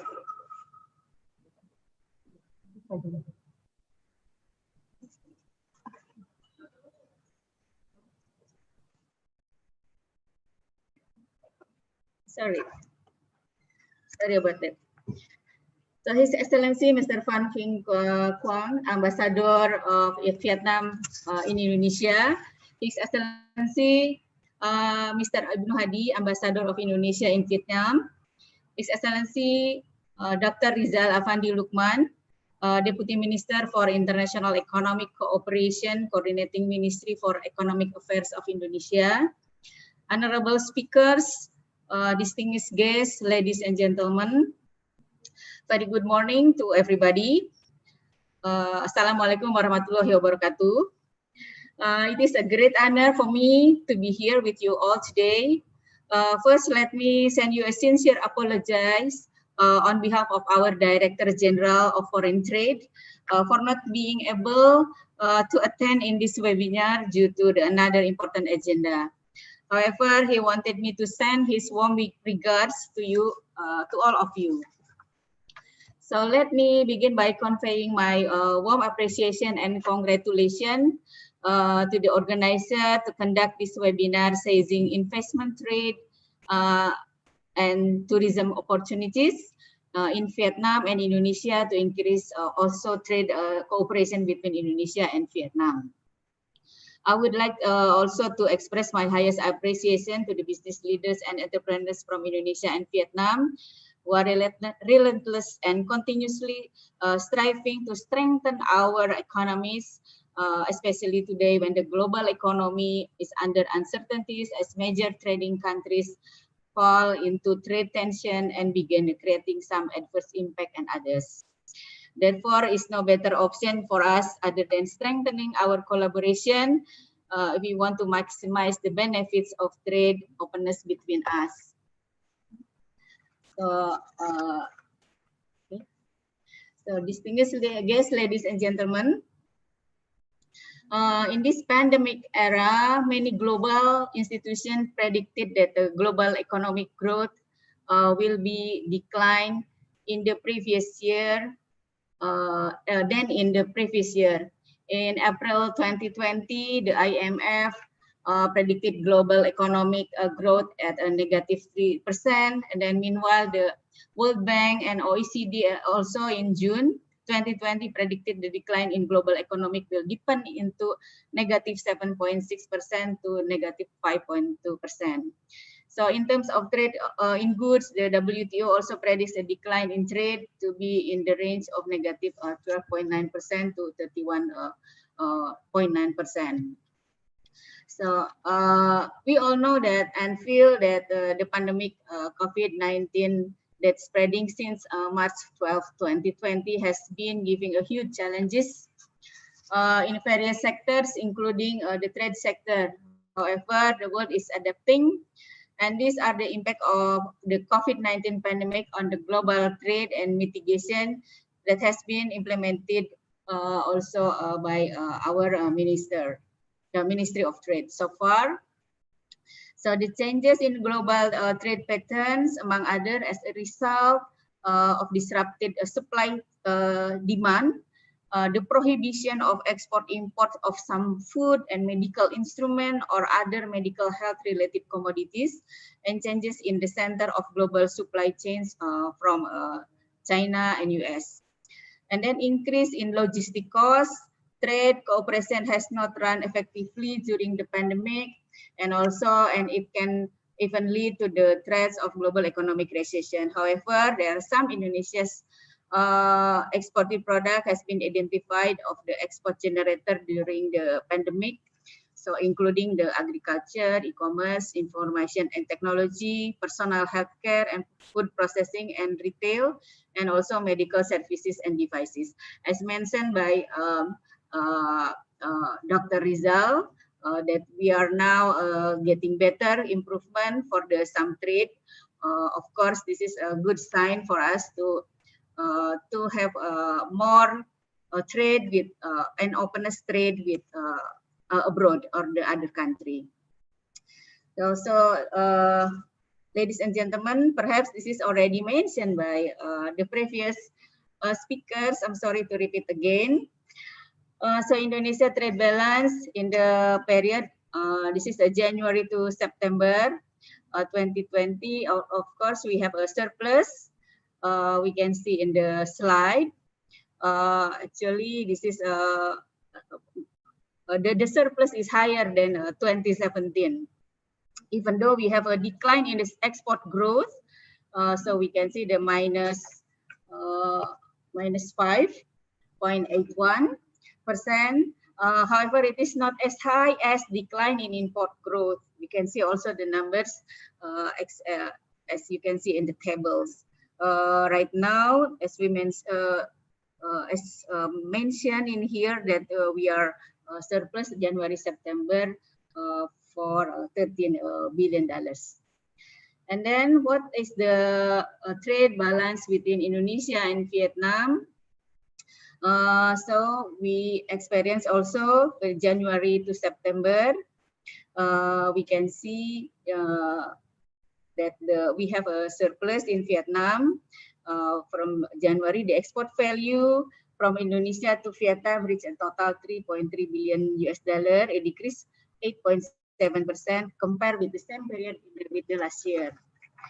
And also Indonesia import from Vietnam from January to September 2020 reached a total $2.2 billion, a decrease 20.5% compared with the same period last year.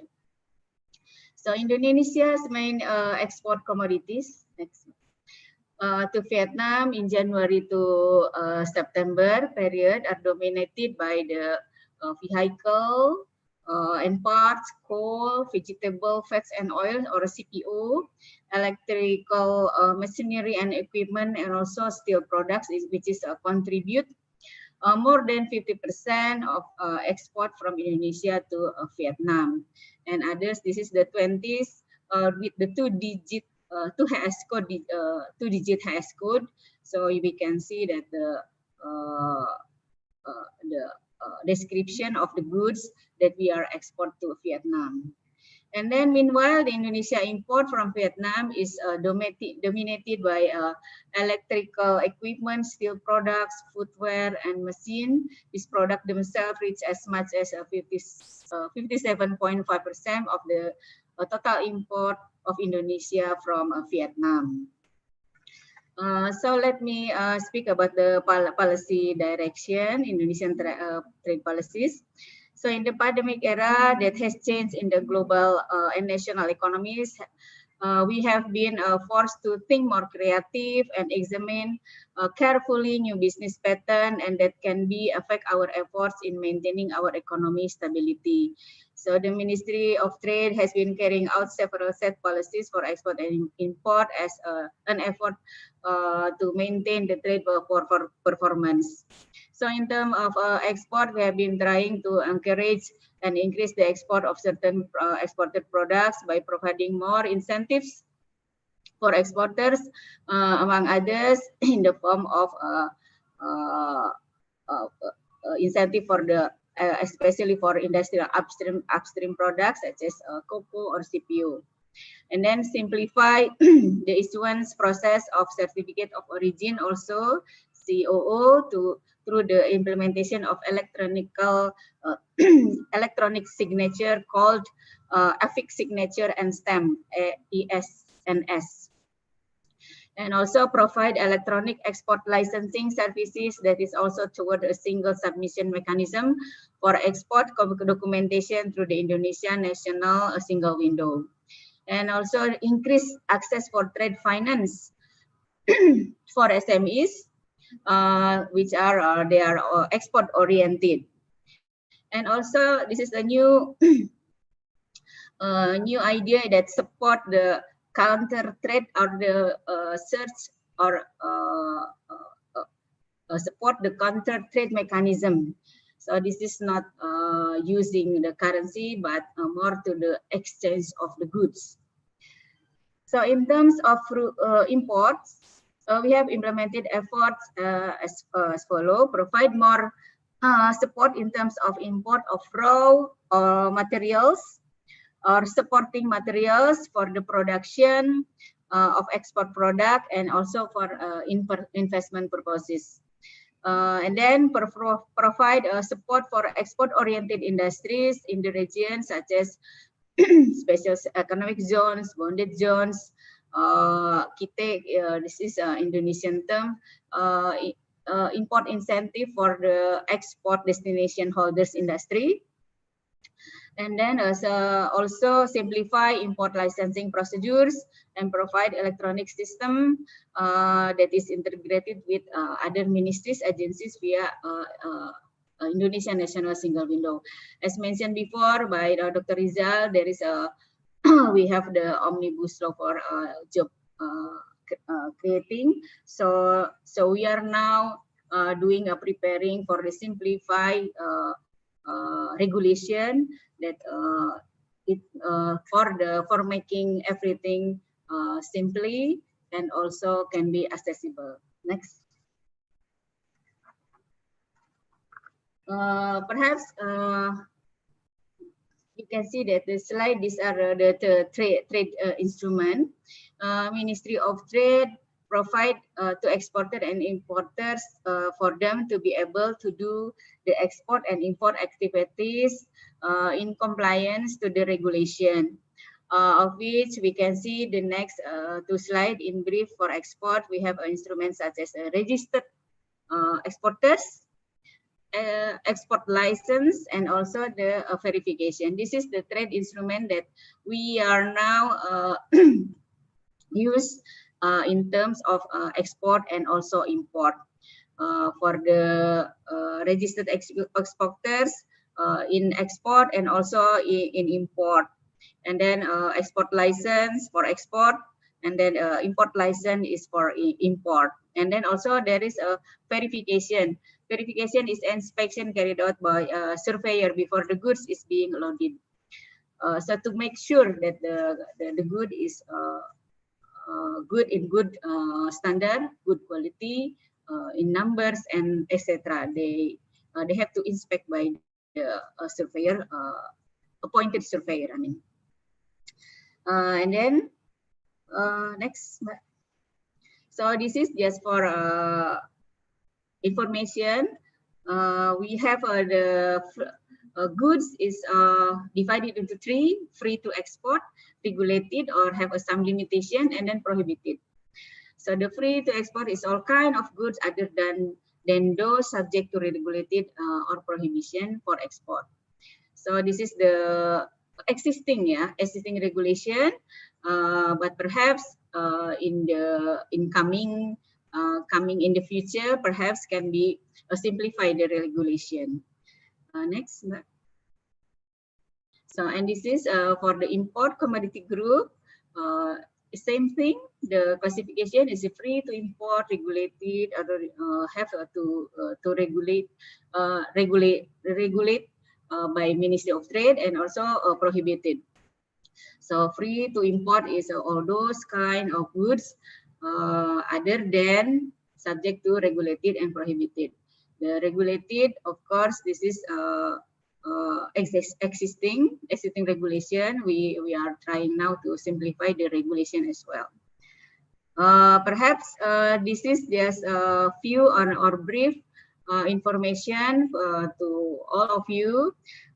Finally, thank you very much for your participating in this forum, and hopefully in these opportunities we can collaborate and have good benefit for both sides, from Indonesia and Vietnam. Thank you very much, and I come back to you, to moderator. Thank you. Thank you, Ms. Mary Mariatti, Director of for Export and Import Facilitation, Directorate General of Foreign Trade, Ministry of Trade of Indonesia. Thank you for your extremely thoughtful and detailed presentation. Now, our Secretariat has informed me that the amount of questions that we have is excellent. I think that we would be able to, we should hold another webinar just to answer the questions alone, but in the interest of time, we will pose these questions to our speakers at the end of session 3. So to begin, to continue our program, I would like to invite Mr. Ha Van Siêu, Vice Chairman, Vietnam National Administration of Tourism, speak about Vietnam's tourism attraction policies, the COVID-19 situation in Vietnam, and processes for entry into Vietnam during the COVID-19 pandemic. Please, Mr. Havan Siêu, the floor is yours.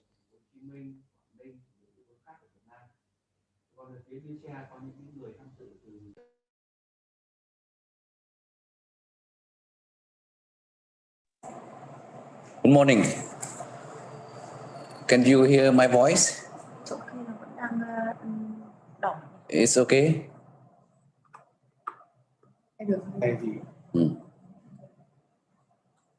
Excellency Ambassador, can you hear my voice? Yes, we can hear your voice, Mr. Havan Siêu. Okay, we can start now. Good morning, everybody. Excellency Mr. Pham Vinh Quang, Ambassador of Vietnam to Indonesia. Dear friends, distinguished guests, ladies and gentlemen. First of all, on behalf of leaders of Vietnam National Administration of Tourism, I would like to extend my warmest greeting to all of you attending the webinar today. I am very glad to be invited to this virtual event and highly appreciate the continuous effort of the Embassy of Socialist Republic of Vietnam to Indonesia in strengthening the people-to-people relation as well as tourism exchange between the two countries. I believe that webinar today is an excellent opportunity for us to share the most updated information to both public and private sectors, which can encourage the investment, tourism flow, as well contribute to the recovery process post-COVID-19.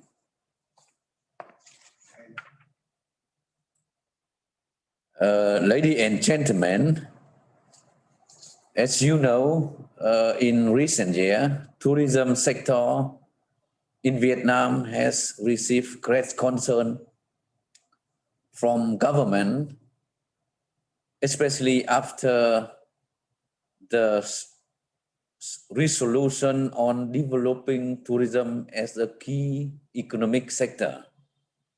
And Vietnam tourism had a successful year in 2019 as we welcome 18 million international tourist arrival and serve more than 85 million domestic travelers, which generate 32.8 million US dollar in total tourism receipts and contribute 9.2% to GDP.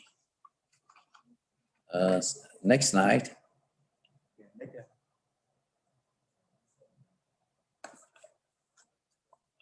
In 2019, the Vietnam and Indonesia tourism exchange has also achieved significant results. Vietnam welcomed 107,000 tourist arrivals from Indonesia. That makes an increase by 21% compared to 2018. And the number of Vietnamese travelers to Indonesia was 89,000, with a growth rate of 18% compared to the previous year. In 2019, Vietnam Airlines and Vietjet Air also opened new flight routes from Ho Chi Minh City to Bali, which also facilitates the tourist exchange between the two countries. In January 2020, Vietjet Air also launched new air routes from Hanoi to Bali. However, the current tourist exchange and flight connection are not commensurate with the friendship, relation, and potential of tourism cooperation between two countries.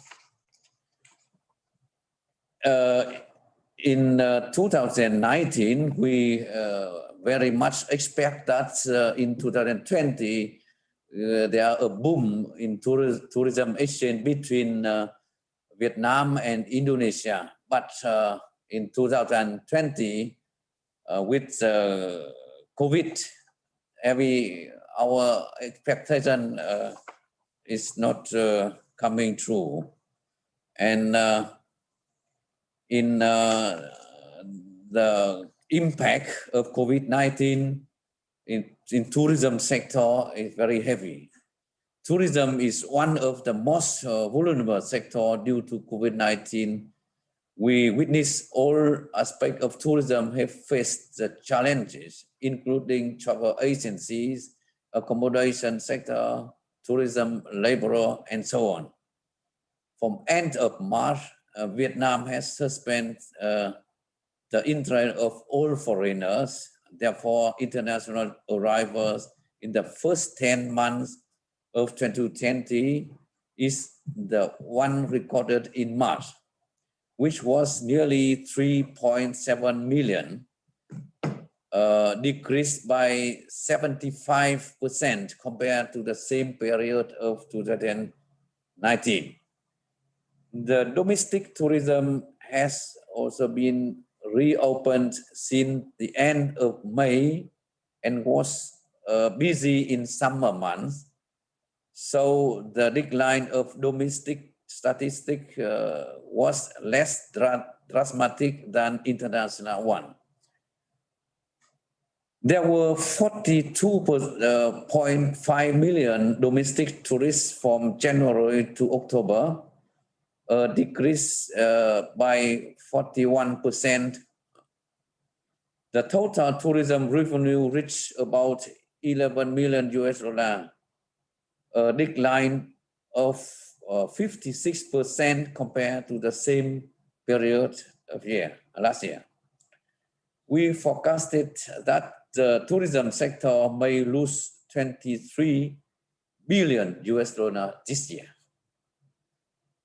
In the most challenging time during the lockdown and before the domestic tourism reopened, over 90% of international travel agency and accommodation establishment in Vietnam have temporarily closed.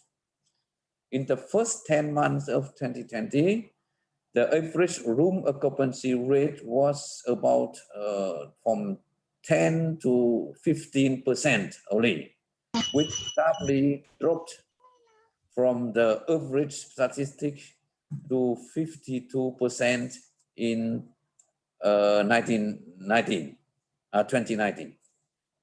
Most of the private companies allow only less than 30% of total employees keeping working, while others have been furloughed or cut down up to 80% of salary.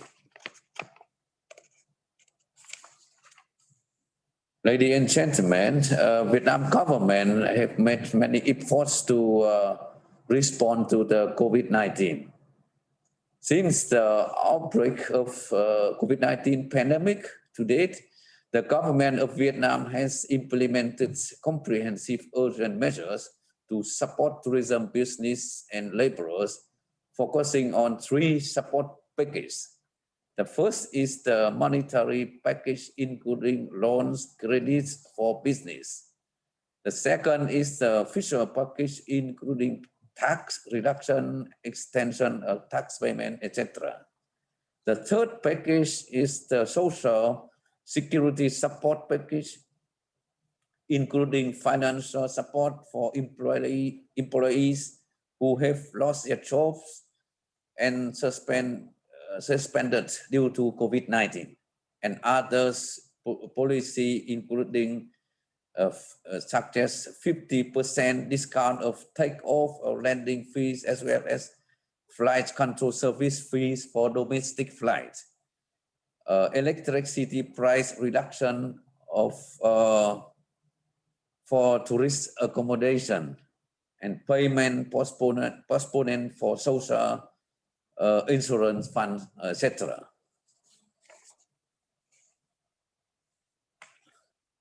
The government also implementing next slide.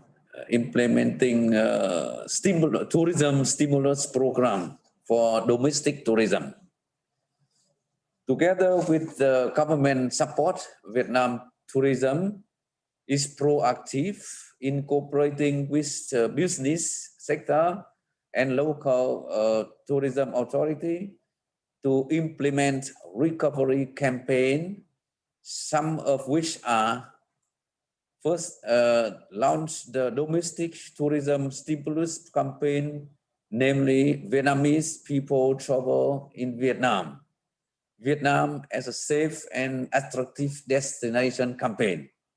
The campaign received a very positive response from tourism stakeholders and encouraged the cooperation between local authorities, tour operators, hotels, airlines, to design and promote quality package tours with discount price. Second, we launched the travel app, Vietnam Safe Travel. And the app includes digital maps collecting all information on tourism destination service, which facilitates visitors to check out how safe destinations.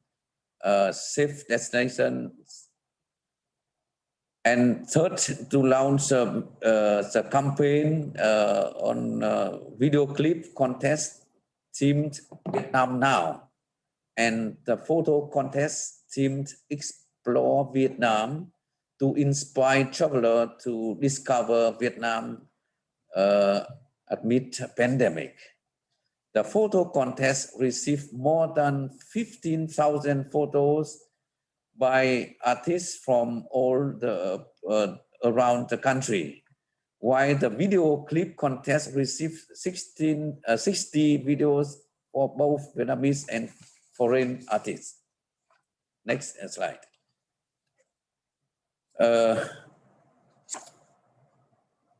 Along with tourism stimulus program for domestic tourism, we also prepare for international tourism. Even though Vietnam has not yet opened for international tourism, we are still implementing promotional campaign amid pandemic to remain our image in international traveler mind. Some of the recent activity are, firstly, shifted from offline marketing to online marketing toward international tourists. We have used hashtag #MyVietnam on social media to facilitate campaign Stay Home with Vietnam. From April to June this year, and Visit Vietnam from Home since July. We also broadcasted a new video clip, Why Not Vietnam, on CNN and CNBC during US election week 2020. We also launched the virtual Vietnam page on the official promotion website Vietnam.travel, which provides virtual experience for our customers, such as 360 degrees Vietnam cuisine receipt, painting picture, and other attractive theme video clips. We also launched the Green Travel page on Vietnam.travel to support international tourists searching for sustainable tourism products. We also coordinated with partners to organize promotional webinars to target markets. Next slide. For procedures for entering Vietnam, we also announced Vietnam has opened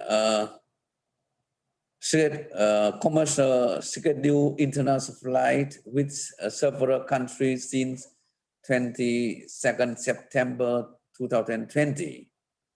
All entering traveler must meet specific medical checks and entering regulation suggest.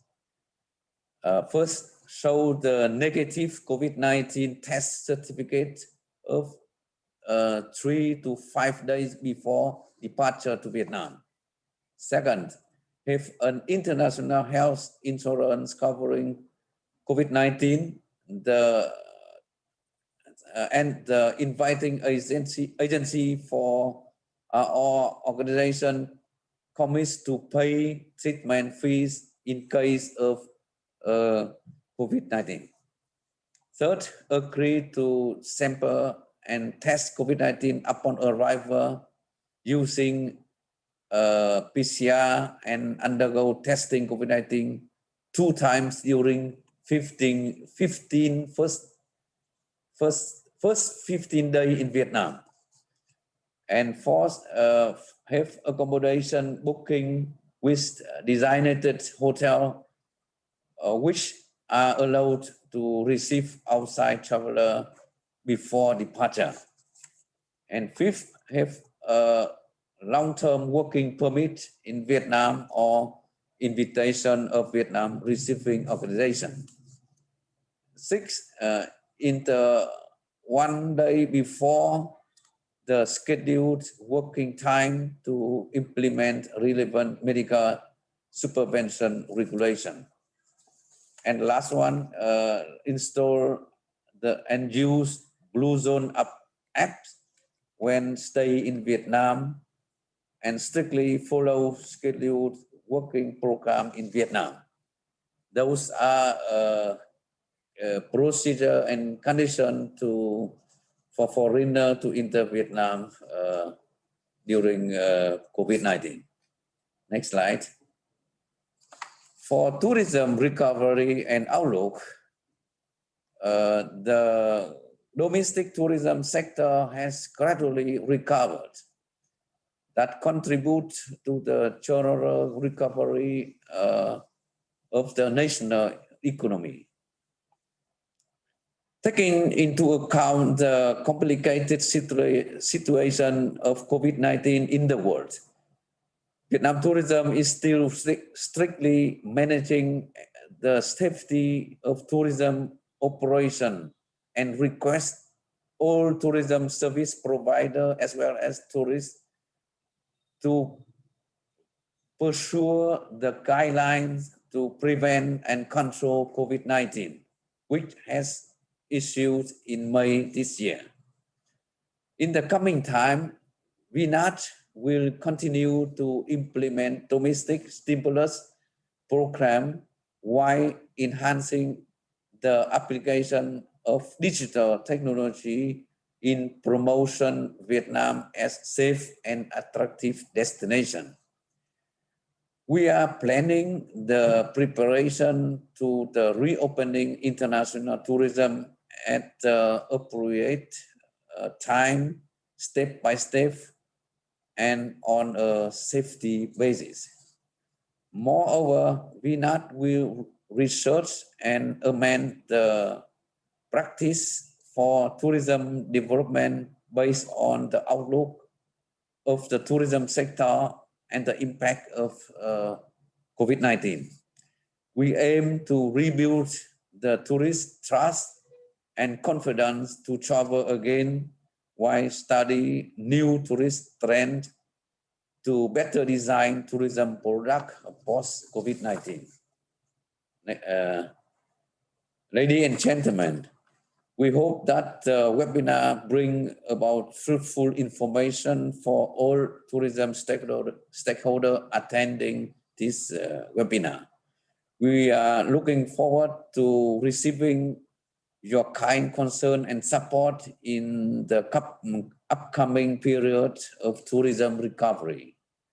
Once again, on behalf of Vietnam National Administration of Tourism, I wish all of you good health and happiness, and wish the friendship relation between Vietnam and Indonesia will continue to develop sustainably.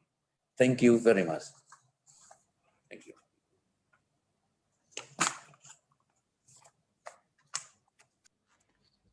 Thank you so much, Mr. Havan Seo, Vice Chairman of the Vietnam National Administration of Tourism. Now, there has been a slight change in our schedule. Now, I would like to invite Mr. Nguyễn Minh Toan from Vietnam Airlines, the General Manager for Indonesia, to introduce about flight routes between Vietnam and Indonesia during the COVID-19 pandemic. Mr. Nguyễn Minh Toan, the floor is yours.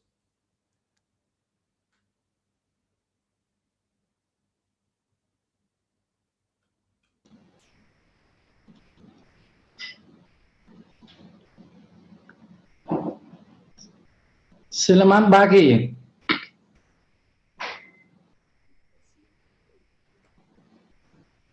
Good morning, ladies and gentlemen. Distinguished guests. Can you hear me clearly? Yes, Mr. Toan, we can hear you very clearly.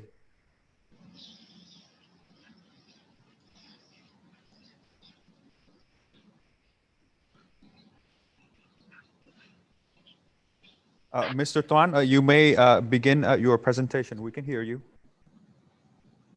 Okay, I just said my slides. Overview, just series.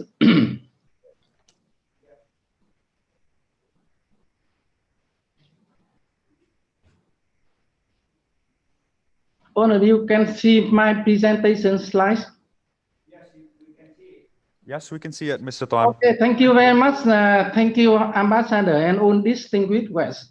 Let me first of all thank the organizing both already invite me to share some information about Vietnam Airlines with the investment tourism opportunity between Vietnam and Indonesia amid the COVID-19 pandemic. We are very proud. It's the only Vietnam national flag carriers, and all of us already aware. Maybe 2019 is very successful for the tourism and, of course, the aviation industry in general. In 2019, we carried more than 130,000 flights with 23 million passengers and nearly 350 tons of cargo safely, with the on-time performance around 90%, much higher than global average. But that is, of course, the 2019 before the storm arrives.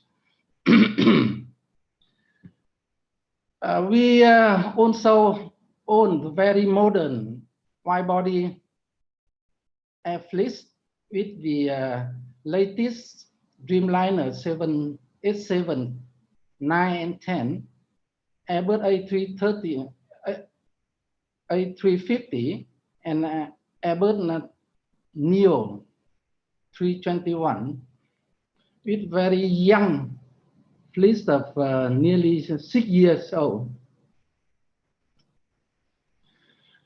For the transportation between Indonesia and Vietnam, we have been here in Indonesia since 2012, and with daily flight between Ho Chi Minh City and Jakarta.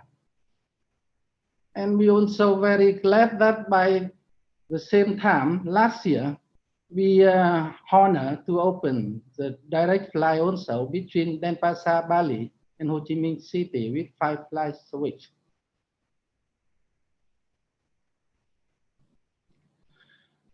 And recently, we are also proud to get awarded from the International Rating Organization, since especially we got the 4 consecutive years for 4-star Skytrack since 2016 until 2019. And this year, 2020, even with the pandemic, we still also awarded some of the Asia leading allies from the UN Travel Awards just beginning of this November.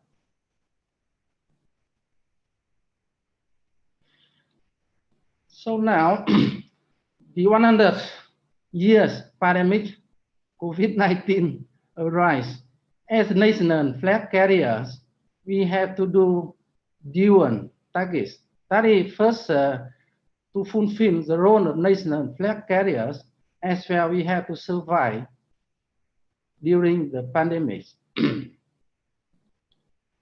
On a very important role as a national flag carrier, we have to operate to repatriate our citizens from all around the world, and we have been did it at very beginning of the pandemic since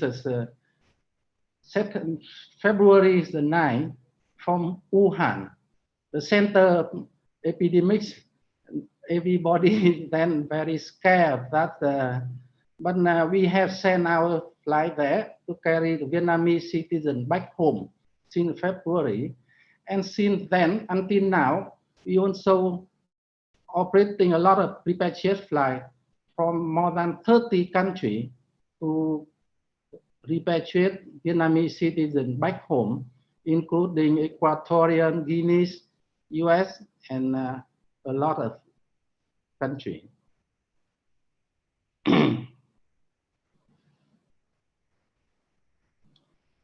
We also start to focus on cargo operation since March of 2020. In order to operate the cargo operation, we aim to two targets. The first one, we mostly carry the necessity, medical emergency supply and equipment, try to maintain the continuity of economy and the supply for the, especially for the continuity of import-export. And the second target, of course, the cargo operation to provide us with the source of revenue during the hardest time of COVID-19 pandemic.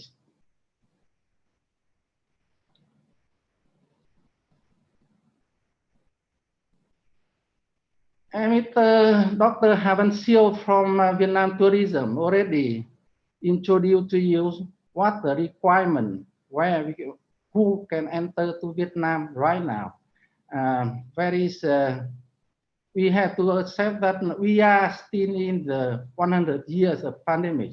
So until now, the two governments and as almost all the country around the world still not open freely for the tourism, but the country also allow for diplomatic, businessmen, and specialist travel. The requirement almost like this here. We are the ally, frankly. We wish all the limits from the government should be soon lifted. But of course, we must follow with the pandemic prevention and controlling measure. Right now, I can tell you that the two governments still allow for these diplomatic, businessmen, and specialists travel between the country. But of course, we have to fulfill with some requirement like this. So if in case we still have and do not need the travel to Vietnam to do the business, please try to contact with our representative in here in Indonesia. We will try to coordinate with the embassy and other party in either Indonesia and Vietnam to arrange the travel for you.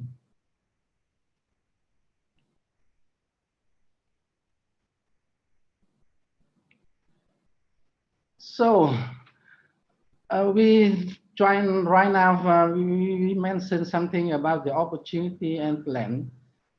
Hopefully the pandemic will soon over and we will resume to our normal life as well. The travel needs will be satisfied as before.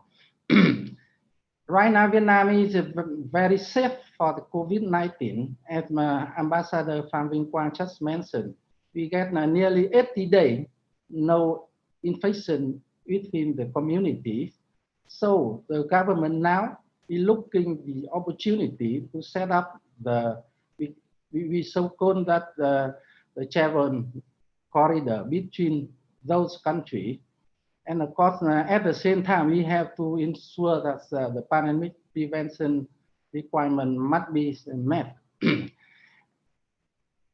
Vietnam Airlines as the airline, own the airline here, we again friendly to hope to resume our operation as soon as possible.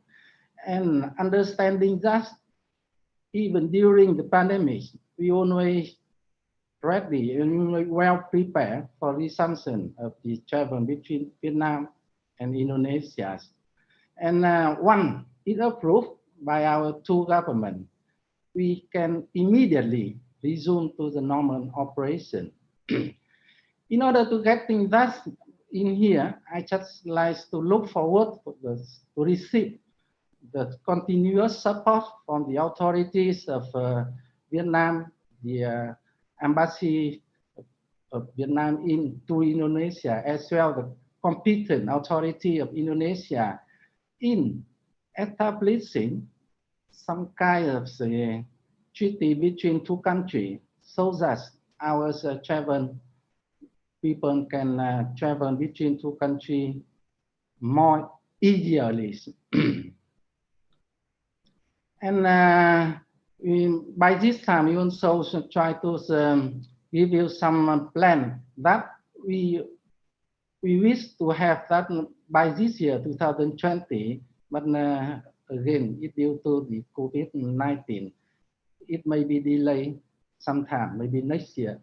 I do hope that we will increase frequency from the route between Ho Chi Minh City and Denpasar Bali up to daily flights. As well, we will put the modern Airbus A321neo onto the route Ho Chi Minh City, Jakarta, and to consider to open the new route between Hanoi and Jakarta. So right now, I just like you to take some time to wait 2-3 hours short clip of how we put the safety of passengers on our top priority.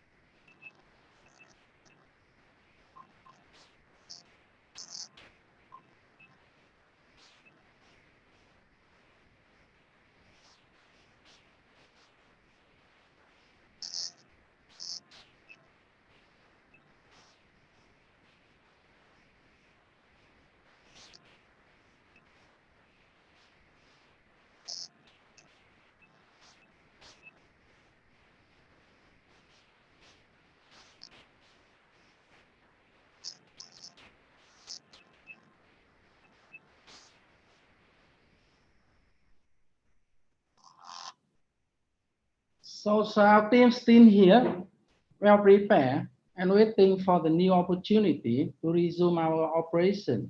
If you have any demand, any queries, please try to contact with us for both passengers as well as the cargo with the contact over there. And by this chance, once again, I would like to thank His Excellency Ambassador Pham Vinh Quang and all the distinguished guests from the either Vietnam Embassy to Indonesia or Indonesian government have to participate on this webinar. And especially, I would like to thank our Vietnam Airlines agent have to support and understanding Vietnam Airlines during that very hardship time since the beginning of the pandemic. And we do hope that this situation will soon over and we will have a better future. Once again, thank you. Terima kasih.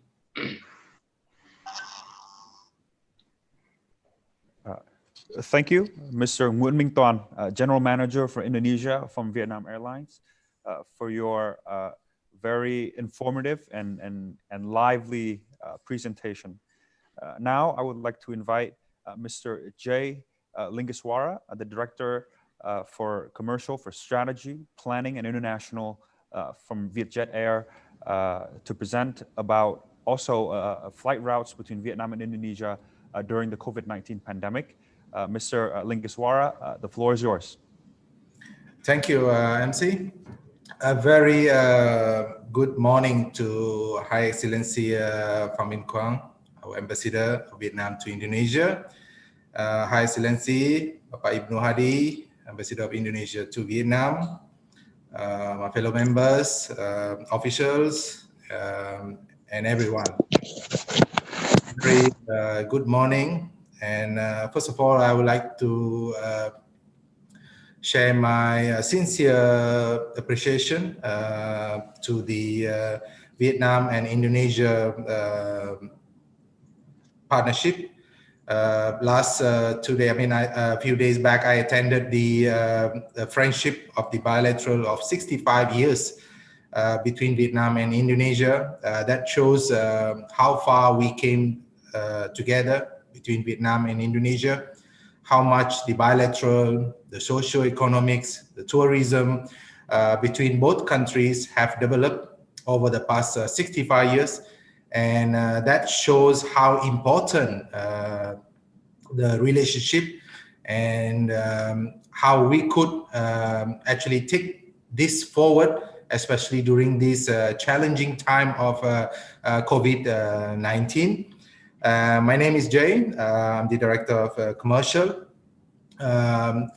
Today, what I'll be sharing pretty much is, I will not go very detailed in terms of how we are doing the operation currently, how we are doing our preparation for the flights, because pretty much I believe my counterpart, my colleagues in Vietnam Airlines have shared how the process of the dispensation of the aircraft, how the procedure has been carried out. So I will pretty much focus on what we in Vietjet is doing, especially to prepare in getting into the new norm that what we are doing now, as well how we're gonna prepare ourselves to get into once the market resume internationally, and what is our plan for Indonesia and Vietnam especially.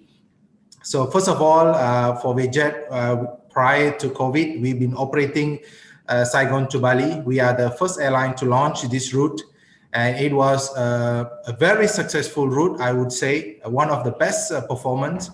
It was a great destination, especially for Vietnamese, to Bali. And that actually gave us a very strong indicator, like how a destination in Indonesia was one of the preferred by the Vietnamese, and also likes vice versa. So for us in Vietjet, what we plan now is, of course, once the market resume, definitely the Saigon Bali will be on our top priority. And we are also looking at Hanoi Bali, Saigon Jakarta, and Hanoi Jakarta. So this is a strong indicator from us in Viet that we are fully committed in keep driving the tourism between Indonesia and Vietnam. And on top of it, currently we are doing cargo operations between Vietnam and Indonesia. We are doing weekly flights between Ho Chi Minh City and Cengkareng, Jakarta. This is driving the cargo demand between both destinations. And on top of it, we are also doing repatriation flights for our Vietnamese citizens and also for Indonesians who wish to come back to their respective hometown. So this is currently in our ongoing effort, especially focusing between Vietnam and Indonesia. And I would like also to share our new re-engineered fare and product that we would like to share to everyone today. This is purely tailor-made, which we believe, we have a strong feeling that this will be a great product, especially once the international market resumed. What we would like to share today is that the support from the local agents, both in Vietnam and Indonesia, plays a very crucial role in terms of getting our product to the end user, which is our customers. And I would like to sincerely thank all our partners in Indonesia and also in Vietnam for their utmost support to us. Like I said earlier, when we launched Saigon Bali, our great success was the product was well accepted by the people, and this was a great success for us in Viet, because that was our first route that we entered into Indonesia market. And I'm proud to say that within a month of our operation, we actually hit almost 95% of load factor. And even until March, which before the border was closed, we are actually at an 80% load factor on this route. So the credit goes to our partners in Indonesia and also in Vietnam, and Vietnam tourism, the embassies who actually work very closely with us. And I also want to thank the Embassy of Indonesia in Vietnam for their great support. Pak Dubes, Bapak Ibnu Hadi, the team was very supportive to us from the day one. And I personally would like to say very sincere thanks to the team, and our Vietnam Embassy in Indonesia also been a great hand in terms of the local authority support. So this is what we would like to share as an airline. I mean, we work as a team. I mean, this is how a success between two countries, Vietnam and Indonesia, plays a role in further developing, not just about the bilateral, but also the tourism, the social economics between the two countries. So before I end this presentation, I would like to share the two great products that we re-engineered, which is the Eco Skybox product. I will share two video clips for everyone's pleasure.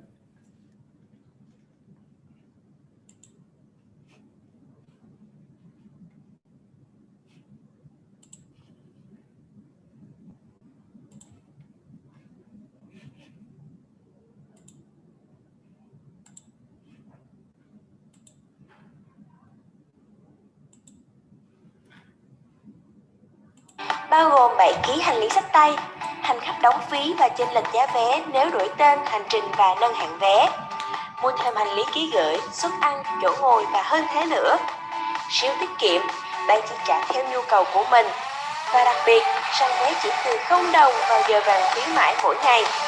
12 giờ rồi, đi chết thôi!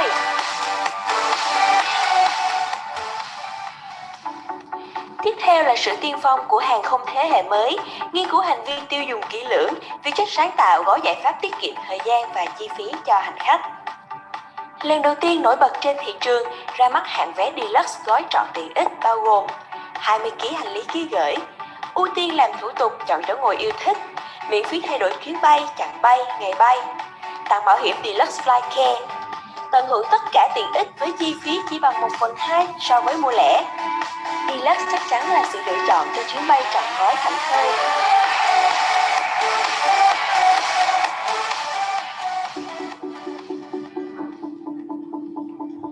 Là người luôn yêu thích trải nghiệm mới những chuyến bay đẳng cấp, là người đón đầu xu hướng sống hiện đại và tiện nghi. Mời quý khách bay cùng Skybox phong cách người dẫn đầu, tận hưởng những đặc quyền ưu tiên nhất từ dưới đất lên đến trên mây. 10 kg hành lý xách tay, 30 kg hành lý ký gửi và một bộ chơi golf dưới 15 kg. Sự phục vụ chu đáo của tổng đài riêng, ưu tiên làm thủ tục, phòng chờ sang trọng, ghế ngồi hàng đầu.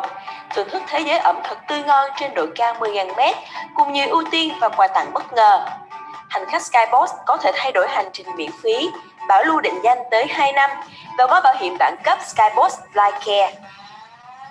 Với sự nâng cấp giá trị mới, đẳng cấp mới, hãng vé Skybox mang đến trải nghiệm xứng tầm sang trọng và tiện nghi.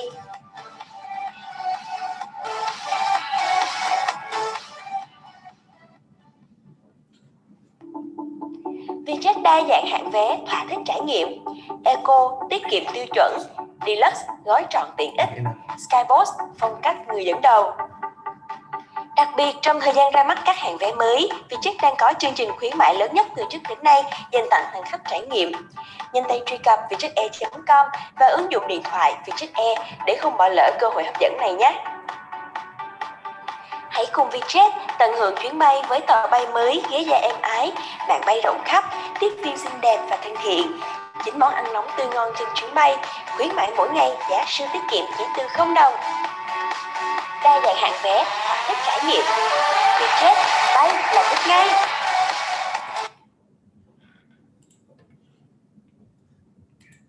Okay, so that's pretty much about our new product that we would like to share. Again, I would like to share my sincere appreciation for this very special webinar in keeping all of us together, how we're going to prepare moving forward, especially post-COVID. And again, my sincere thanks to Her Excellency Phan Vinh Quang, our Ambassador of Vietnam in Indonesia, and Her Excellency Bapak Ibnu Hadi, Ambassador of Indonesia to Vietnam, VNAT, and everyone for your great support. And I'm looking forward to have a more closer relationship and more webinars similar to this for us to prepare in getting the both Vietnam and Indonesia relationship, especially in terms of the tourism, much closer. Thank you, and have a very good day, everyone.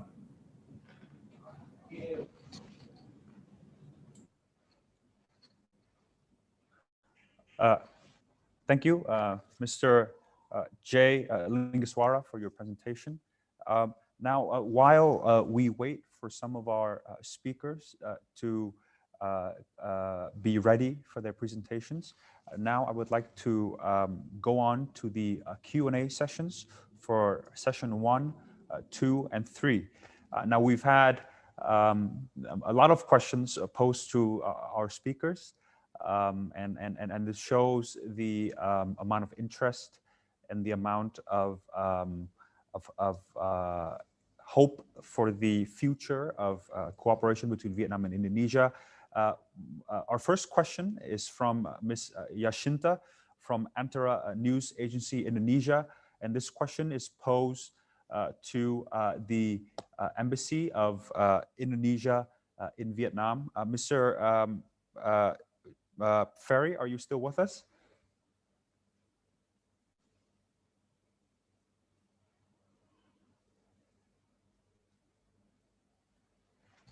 Mr. Ferry? Well, this question... yeah. You can raise question on behalf of the participant.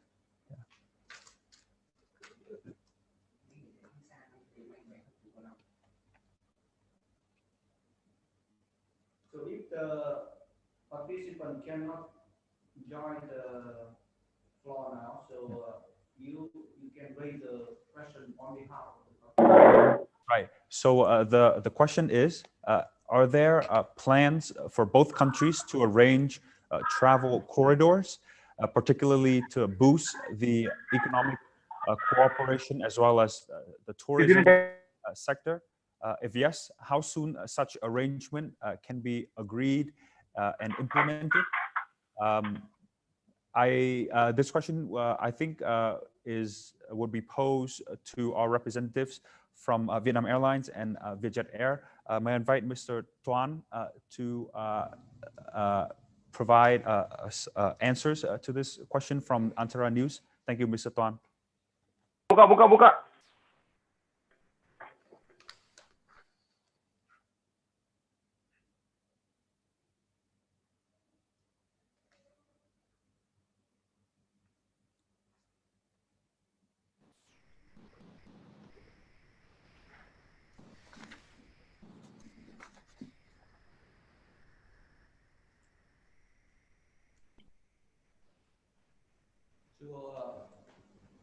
Please, MC, can you repeat the question to Mr. Tuan from Vietnam Airlines? Di schedule kasih papi ini. Enggak apa-apa naik dulu. Oh. Yes. May I repeat the question? Are there plans for both countries to arrange travel corridors, particularly to boost the economic cooperation as well as cooperation in the tourism sector? If yes, how soon such arrangement can be agreed and implemented? Mr. Tuan, you have the floor. Yes, I understood that those witness to have the assumptions of our air transportation between the two countries. But again, as I presented, this is of course the government negotiation and bilateral between the two governments. We are the company, even the national flag carrier, we must follow well with the government regulation. In here, we also have our embassies in both Vietnam and Indonesia, as well as some officers from the authority of Indonesia and Vietnam. Right now, from my understanding, the two countries have not yet any immediate plan to open for the tourists. But at that moment, the two countries establishing the travel corridor, but aiming to the business skilled worker first. So for the business, we do hope that after the negotiation between the two countries, we will have the agreement very soon. And either Mr. Quang or Mr. Siêu from Vietnam Tourism can update, help me update to him, please. Thank you. Okay, thank you, Mr. Tran from Vietnam Airlines.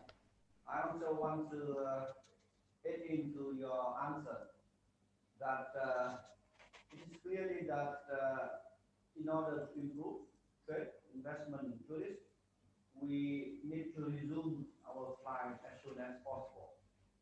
But from my presentation earlier, the most aim of Indonesia and Vietnam is we have to fulfill human part. We need to boost our economy, trade and investment. But at the same time, we have to safeguard and control the disease, COVID-19, for the health of the people of Vietnam and Indonesia. So step by step, the government of Vietnam, the government of Indonesia, we are negotiating between ourselves to develop bilateral travel corridors, not only between Vietnam and Indonesia, but also between Vietnam, Indonesia, and the third outside the region countries. So this is the ongoing process.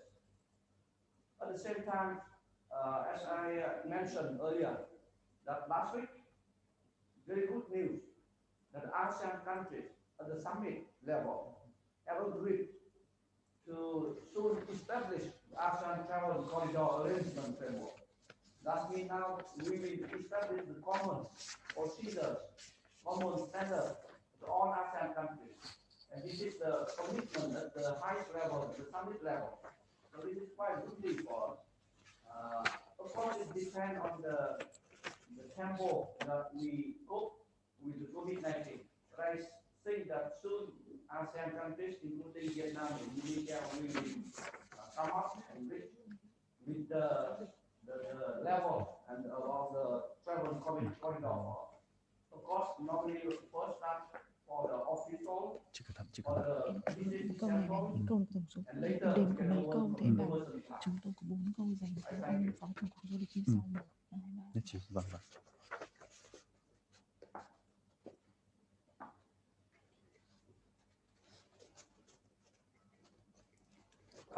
Thank you, Ambassador Quang. To continue our topic of tourism and particularly travel between the two countries, a lot of our participants are very interested in this area. The questions are posed to our speakers, especially the National Administration of Tourism. I think our Secretariat has summarized the questions according to the following points. First of all, when will Vietnam open for tourism, especially for Indonesian passports? And in this line, are there any plans to conduct a virtual sale for tourism between Vietnam and Denpasar? Are there any special requirements for tourists coming to Vietnam or coming to Indonesia, coming to Vietnam after the COVID-19, in the post-COVID-19 pandemic context? And finally, just to sum everything up, what are the key trends in regional and possibly global tourism now that we've seen, as from your presentations, that the COVID-19 pandemic has really altered the way people travel, altered the way we do business. So Mr. Havansio, the floor is yours.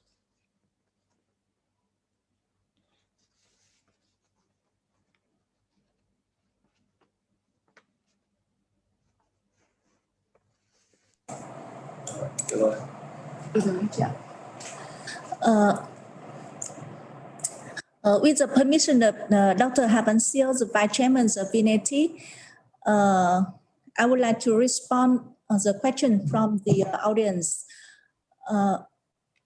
First, Dr. Havansio must apologize for his action at the Q&A session because he must attend another meeting in coincide with this webinars.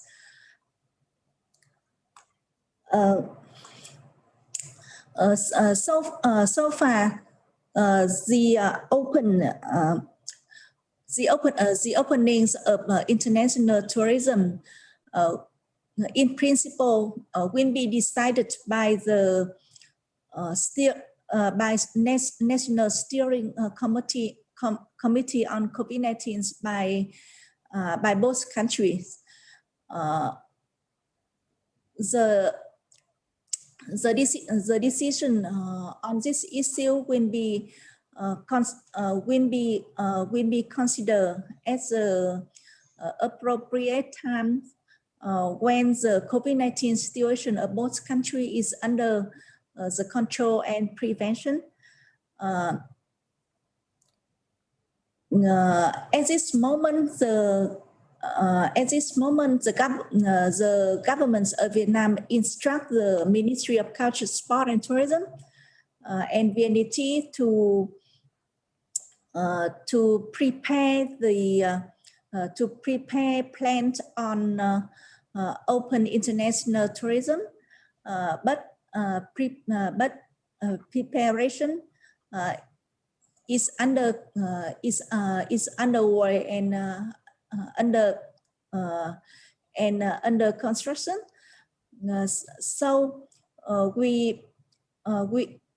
But by the way, we expected that the open of international tourism will be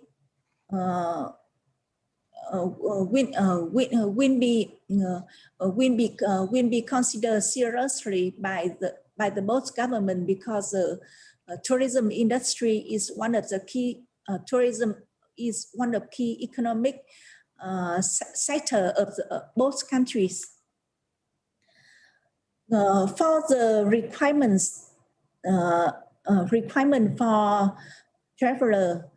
Requirement of traveler after COVID, after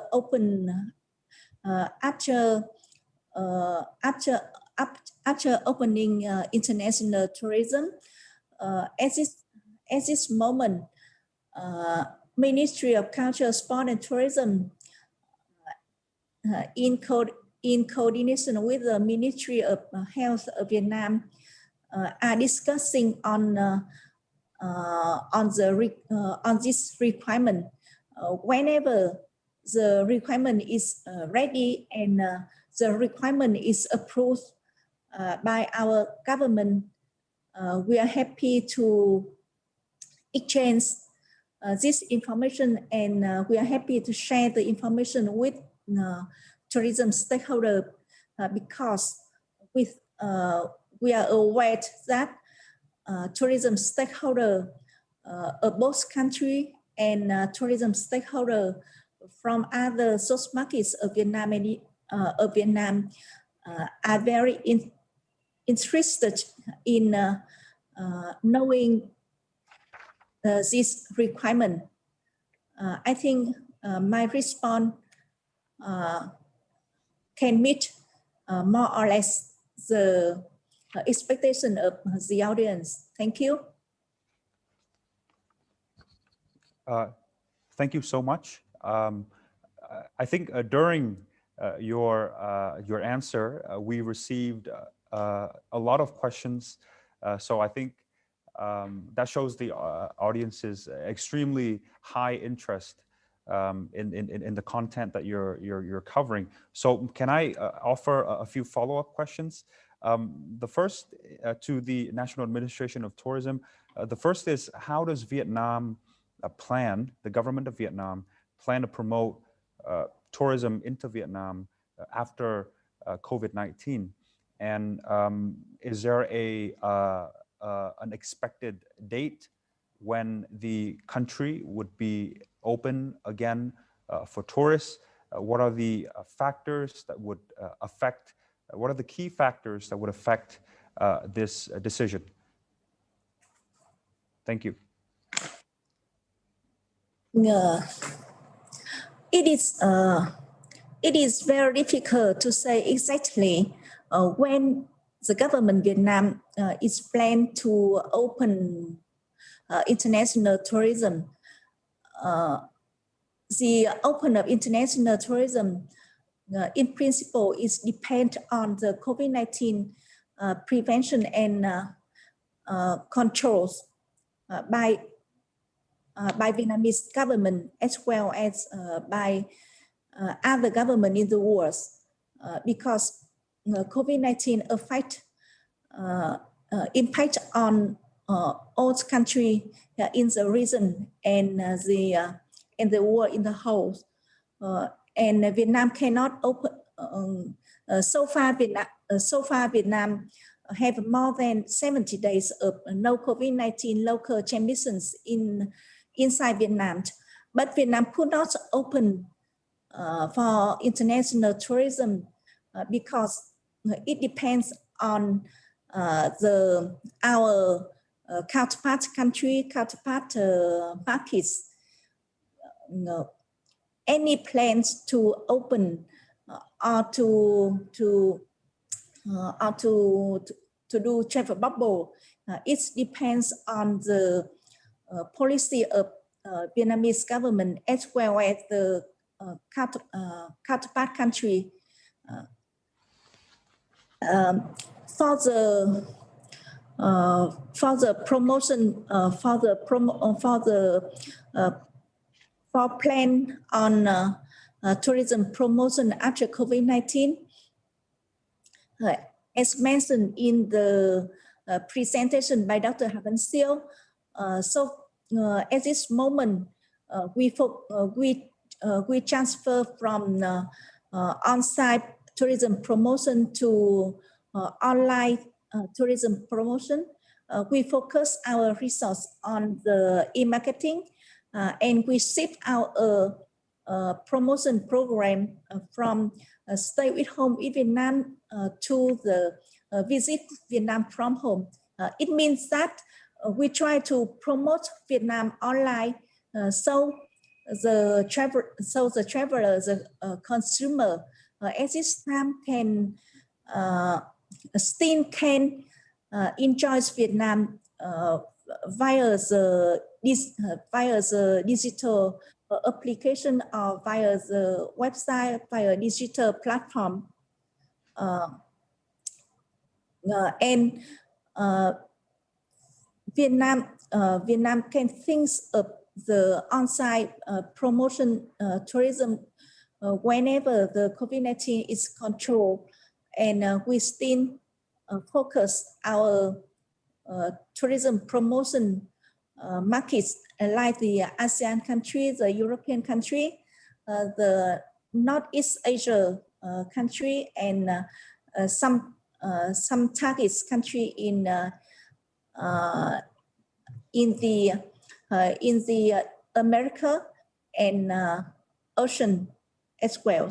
Thank you.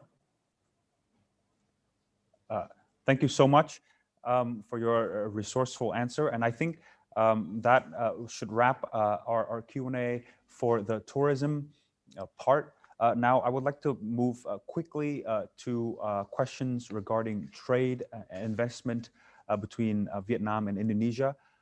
We have 3 questions regarding trade. The first is that they have been informed, an enterprise in Vietnam have been informed that in 2021, Indonesia will require S&I requirements for items such as cookware, electronics, and electric appliances. Is this information true? And if so, how should businesses from Vietnam that wishes to export these products to Indonesia, how should they prepare for this new regulation? The second question is regarding steel exports to Indonesia. The question is quite very detailed. The Ministry of Trade of Indonesia recently applied an import permit and a quota for imports. The regulation number is number 03/2020 from the Ministry of Trade of Indonesia. So the audience's question is this regulation in accordance with ASEAN and WTO regulations, and are there any advice for businesses that would like to export steel from Vietnam to Indonesia? And the third question is from our colleagues from Antang Bisco, a company that is specialized in plastic and plastic beads products. The question is that are there any industrial centers or industrial centers for the manufacturing and the export of these products, in charge of these products in Indonesia, and is it possible to sort of connect Antang Bisco with these industrial centers? So I think these questions are addressed to Ms. Marianti. The floor is yours, Ms. Marianti.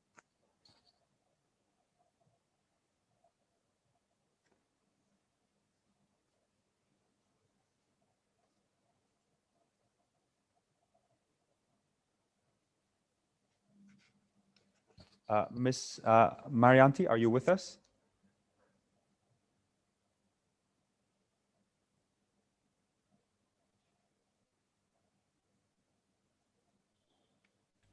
She's leaving.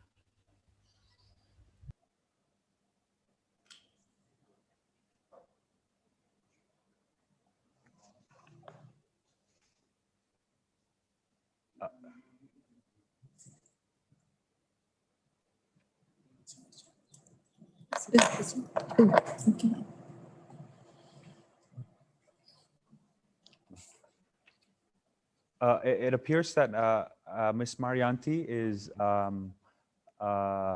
not available at this moment. So I think while we wait for Ms. Marianti, the next question is posed to Mr. Trương Bá Tuấn regarding tax policies. As you know that recently the RCEP has been signed. Does this, can you show how the tax items in RCEP complements the trade relations, export and import between the tax incentives between Vietnam and Indonesia? Thank you, Mr. Tuấn.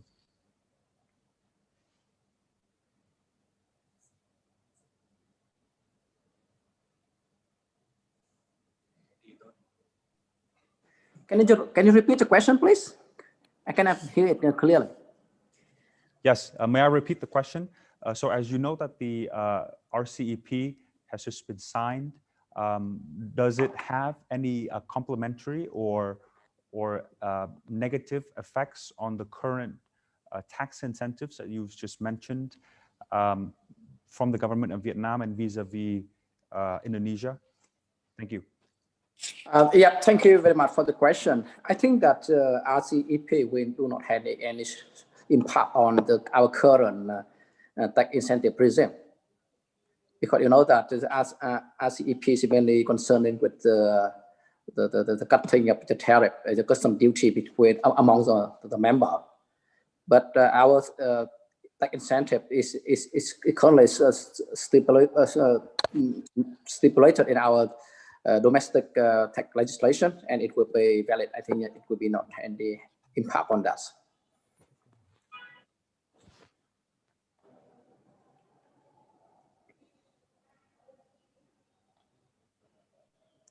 Can you hear me?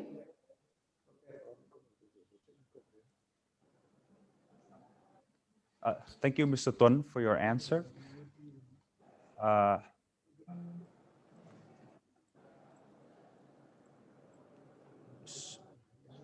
So while we wait for other questions, Next question, please.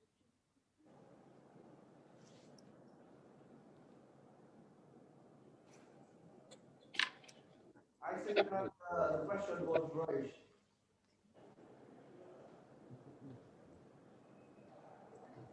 Before, can you check with from the Indonesian side to answer the question about the Indonesian government?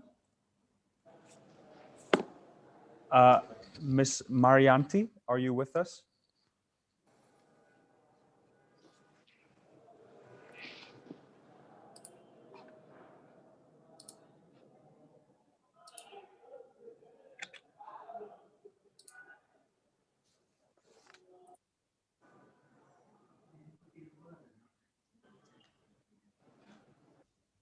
So while we wait for our secretariat to come up with to finalize the questions for the investment and trade session, we have a question that's appeared quite many times, is the one on the issue of tourism.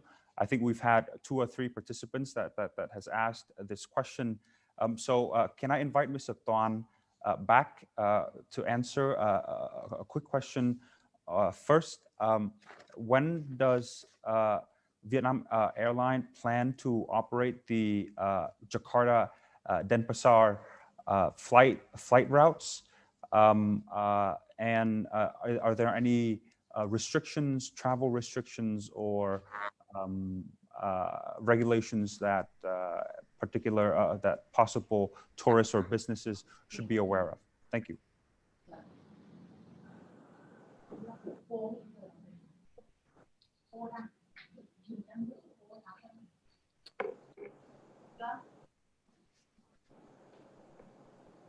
Who should we answer?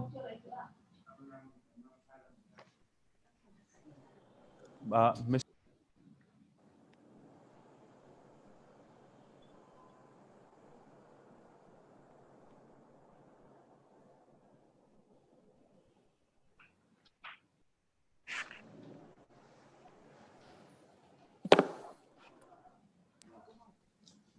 Mr. Tuan, the question is to you is when does Vietnam Airlines plan to operate again, especially the route between Jakarta and Denpasar? Thank you. Okay, I just mentioned before, we are well prepared and always ready to reopen, to resume our operation. One, the government, two government approved to have that. And right now, we still have our passengers flight. Cargo, of course, is only possible, but for passenger, we are allowed to repatriate the Vietnamese citizen and the diplomatics, the high-skilled worker and expert to Vietnam, still not for the tourists. As well as all two governments agrees that any treaty between the two countries, we can immediately resume our operation. That's my answer. Thank you. And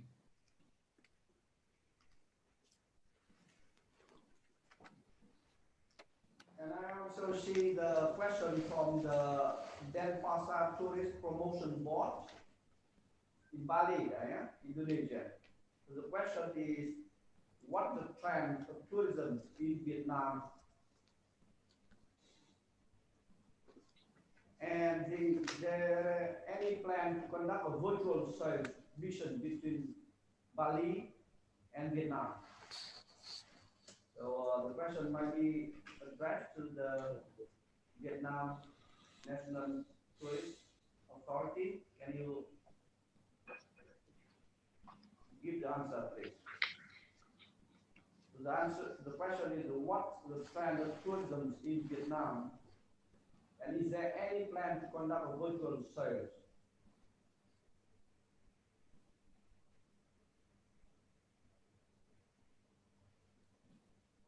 The Vietnam National Agency Tourism, are you ready to answer the questions?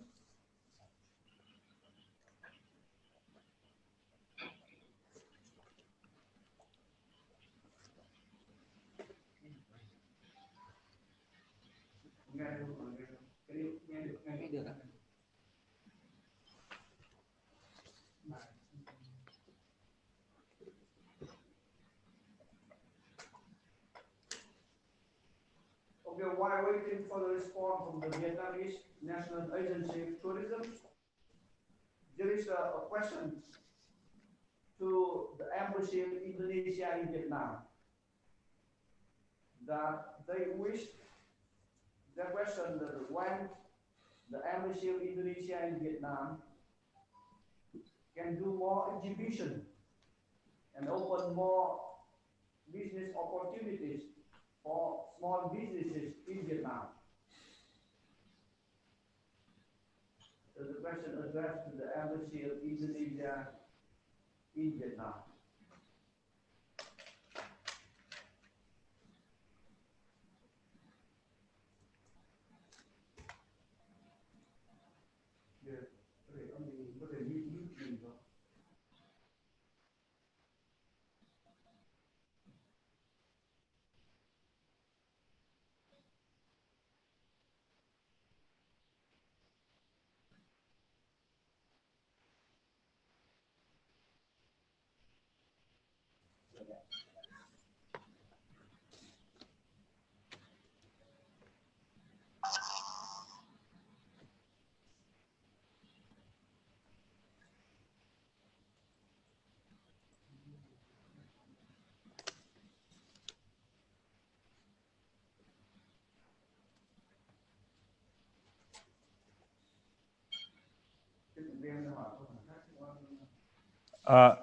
Ms. Tâm from the Ministry of Planning and Investment of Vietnam, are you with us?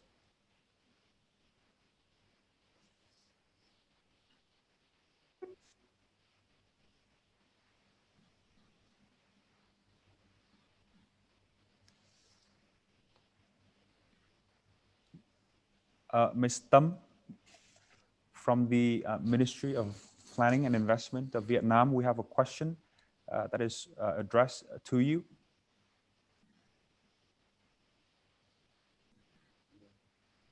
We have another question that is addressed to our ambassador. What are the documents or required visas for entry into Vietnam?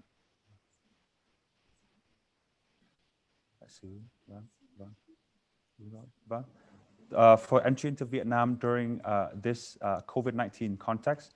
So please, Ambassador Quang, you have the floor. Okay, thank you for the question about the visa requirements into Vietnam. Yeah? So you know that when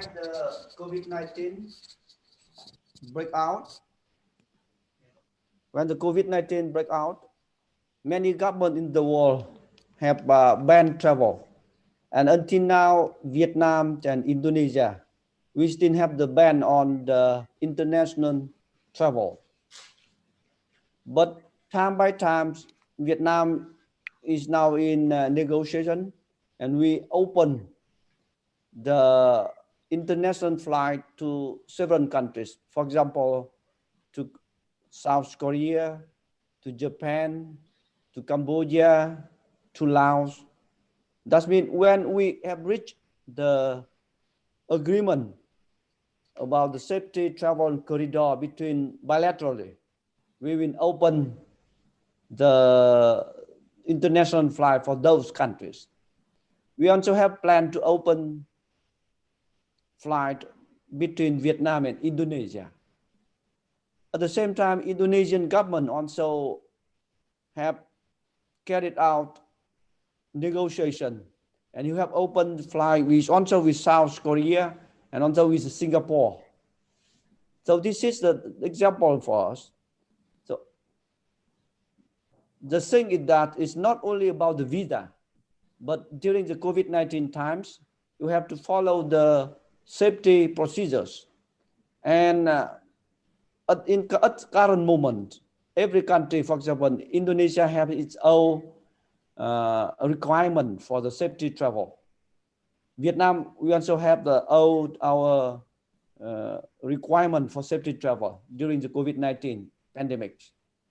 So that's why the ASEAN countries, last week at the summit, we have reached on the agreement about the framework of the safety travel corridor arrangement between and among ASEAN countries. And with this, like a standard, the same standard for all ASEAN countries, it will accelerate the process of bilateral negotiation. At the same time, also with the arrangement among ASEAN countries.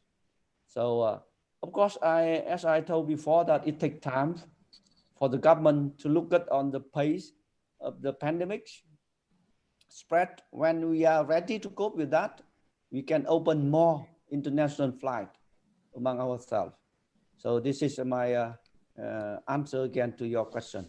I think that this is important, and this is in the priority of our ASEAN countries, including Vietnam and Indonesia, to open the new regulation for the adopting for the businesses and for the tourists to come. But it takes time for us. So please be patient. But for us now, this is a time for the businessmen and for the tourist companies now. You have to prepare in advance. You should know that the government of Vietnam and government in Indonesia, we are now negotiating and we are planning from the answer from our Vietnam's National Agency of Tourism. They already had a plan for receiving tourism, international tourism to Vietnam. But this is depending on the time And you know that the Vietnamese government and also the Indonesian government, we put priority to safeguarding the health of the people. So when we are managed to control the spread of the COVID-19, we will give more opportunities for travel as before. I thank you. Thank you, Ambassador, for your question, for your answer. Now, thank you, Ambassador, for your answer. Now, I would like to temporarily pause our Q&A session as our delegate, and invite Mr. Chandra Negara, Director of Interagency Relations, Ministry of Tourism and Creative Economy for the Republic of Indonesia, to speak about Indonesia's tourism situation and also attraction policies during the COVID-19 pandemic. Mr. Negara, the floor is yours.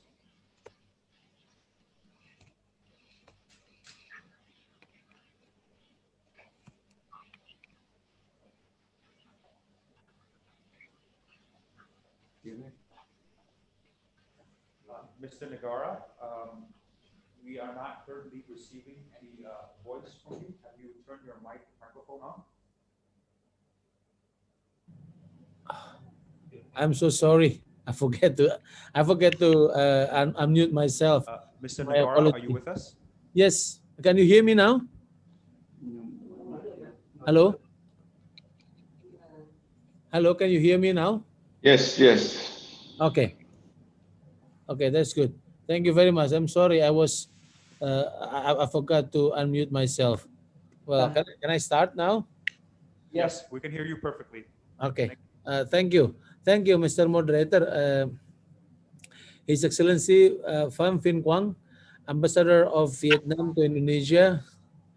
His Excellency Ibnu Hadi, my senior, my mentor, Ambassador of Indonesia to Vietnam, Bapak Budiarsa Sastrawinata yang kami hormati, Chairman of Indonesia Vietnam Friendship Associations, honorable speakers, distinguished participants, ladies and gentlemen, Assalamualaikum warahmatullahi wabarakatuh. Shalom, Om Swastiastu, Nama Budaya, Salam Kebajikan. A very good afternoon to you all. Greetings from Jakarta. I hope you and your family are in a good health. First of all, I'd like to thank you very much for having me in this very important webinar. It is a great pleasure for me to attend this webinar seizing investment and tourism opportunities in Vietnam and Indonesia amid the COVID-19 pandemic. Ladies and gentlemen, friends, the COVID-19 outbreak has been announced as a pandemic by the World Health Organization that made tourism industry as the most affected sector as international flight has been restricted and even canceled. According to the United Nations World Tourism Organization, this pandemic has caused more than 130 million jobs at risk, 10 billion to 1.2 trillion USD lost in export, and the drop of international tourists from 1.1 billion to merely 800 million. This outbreak is also changing the tourism trend. To name the domestic market and the nature-based attraction becomes consumer preferences.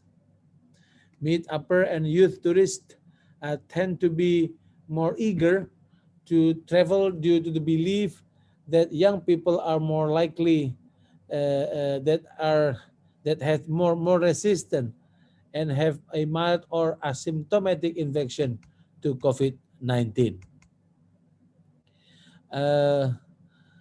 We in Indonesia, we are now trying hard to implement strategies, ways and means to prepare ourselves for the period of the recovery. But the most important thing for us is how to regain the tourist trust to travel to Indonesia, or even for local tourists, for national tourists, domestic tourists, to travel between places or region. Taking into consideration of this matter, we at the Ministry of Tourism and Creative Economy has formulated and now promoting and implementing the protocol that we call cleanliness, health, safety, and environmental sustainability. We are now implementing all those protocols in all tourism sector and creative economy sectors. By promoting the CHSE protocols, we want to actually change the mindset of the all tourism and creative economy players. We promote the idea of this protocol through many campaigns, including through Indonesia Care campaign. You know, if you look at the word Indonesia Care, it actually contains several letters that will make the word I do care. This I do care campaign emphasizes highly on our regards to our visitor safety and health through CHSE protocols. Nevertheless, for this 2020, we expect our tourism industry to rely almost entirely on domestic market, which means we have to depend the life of of tourism and creative economy to our own people, our 267 million people. We try to promote all those protocols to all the across the industries. We have 6 steps for the on our way to tourism recovery in Indonesia. The first one is we put people's safety and health as our priority. The second one, we optimize the communication channel to maintain public image. That is important. The third one is we do our government intervene to boost public demand. And then the fourth one is we focus on the leading destination. You know, we prioritize main sector in the tourism sector, especially in creative economy and hotel industry.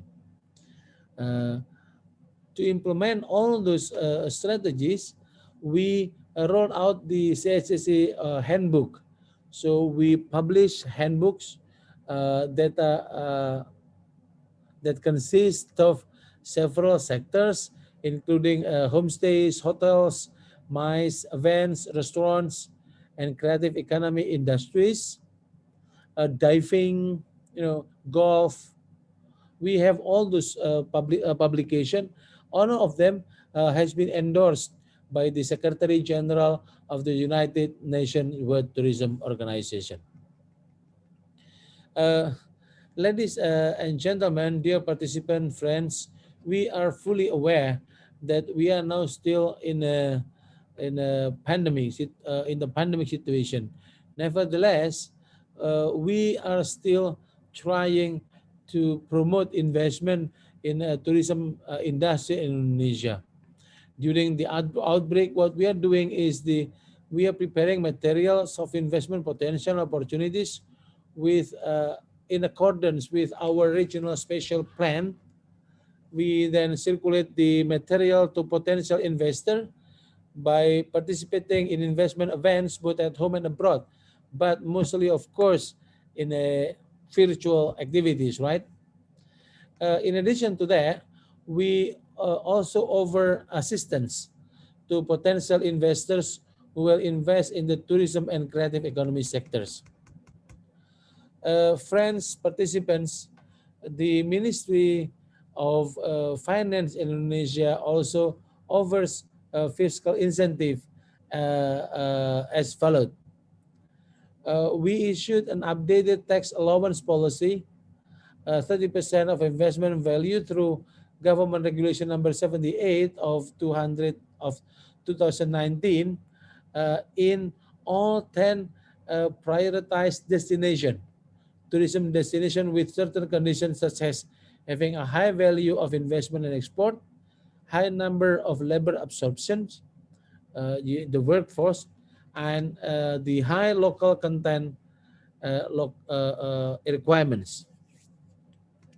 Furthermore, we also exempt import duty for companies that uses a minimum of 30% locally produced machine in the tourism and culture industry. And then lastly, we also offer a super deduction tax that are regulated by the ministerial decree, Ministry of Finance, that related to the list of competencies, including travel business, hospitality, marine tourism, and ecotourism, hotels, and restaurant. Distinguished participants, excellencies, distinguished participants, ladies and gentlemen, this outbreak has indeed severely affected our tourism industry. Right now, as never in our lifetime, we need to remain optimistic. We ought to make use of this adverse situation as an opportunity to deepen and intensify the cooperation. I'm optimistic when we cooperate or when we increase the cooperation between Indonesia and Vietnam, we can pass these challenges together. Let us now build a greater sense of commitment to the collaboration of achieving a maximum result. Thank you very much. Looking forward for the discussion in this session. Assalamualaikum warahmatullahi wabarakatuh. Shalom. Om Santi Santi Om. Nama Budaya.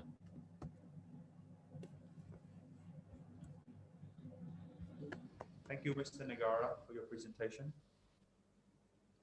Now, to continue, I would like to invite Mr. Ade R. Susardi, the Director of Service, Business Development, and Information Technology from Garuda Airlines, to speak on connectivity between Indonesia and Southeast Asia. Mr. Susardi, the floor is yours. Thank you very much, Mr. Moderators. Let me set some slides for this. First of all, I would like to thank all the participants, to the ambassadors of Vietnam to Indonesia, Mr. Pham, and to ambassadors of Indonesia in Vietnam, Mr. Ibnu Hadi, and all these participants, ladies and gentlemen. Assalamualaikum warahmatullahi wabarakatuh.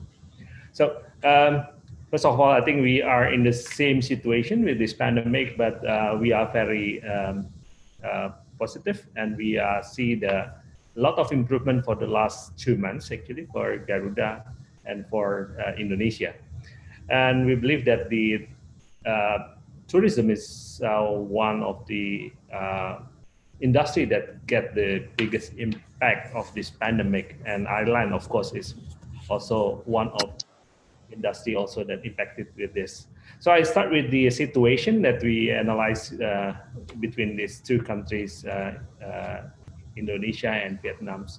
And we can see that from this data, that numbers of visitor arrival from ASEAN countries, Vietnam is actually currently is number 5 in 2020 based on the information in 2020. But I think if we are back to the normal situation last year's, is with 96,000 visitors coming to Indonesia. So if we are comparing to the others for the traffic contribution in 2020, Vietnam is actually coming to Indonesia is 27%. So Indonesian coming to Vietnam is 35%. So this is the situation that actually we have a good potential to improving this, and Vietnam became the country with the highest growth in tourist visit to Indonesia throughout December 2019, which is reached 52%. We actually expecting a lot of improvement in 2020, but because of this pandemic, it's bit, it become the different story. So, but this is showing that there is a room for growth when the pandemic is over, and we're expecting actually we could have quite good growth in when it back to normal, and with the growth of I think 18.11% last year, so we're expecting actually it could go the same in next years. So if we are back to the destination in Indonesia, I think we have a lot of sites which is I think attracting tourists to come to Indonesia. Of course, everybody familiar with Bali and Lombok. But currently, I think we have also famous Labuan Bajo, which is the Komodo Islands. But also, I think some of these tourists from Vietnam is also visiting Borobudur. We have some places which is I think very interesting, and the government put a lot of attention to all these places, and we are putting new normal protocols in its places to make sure that the tourists feel safe when they are visiting all these places. The interline or codeshare or interconnection to Indonesia currently we have partnering with the Vietnam Airlines. I think the hubs is in Jakarta, Surabaya, and Denpasar. I think these three cities that we have currently code sharing with Vietnam Airlines. So we are, and the traffic going out is direct to Saigon or through Singapore.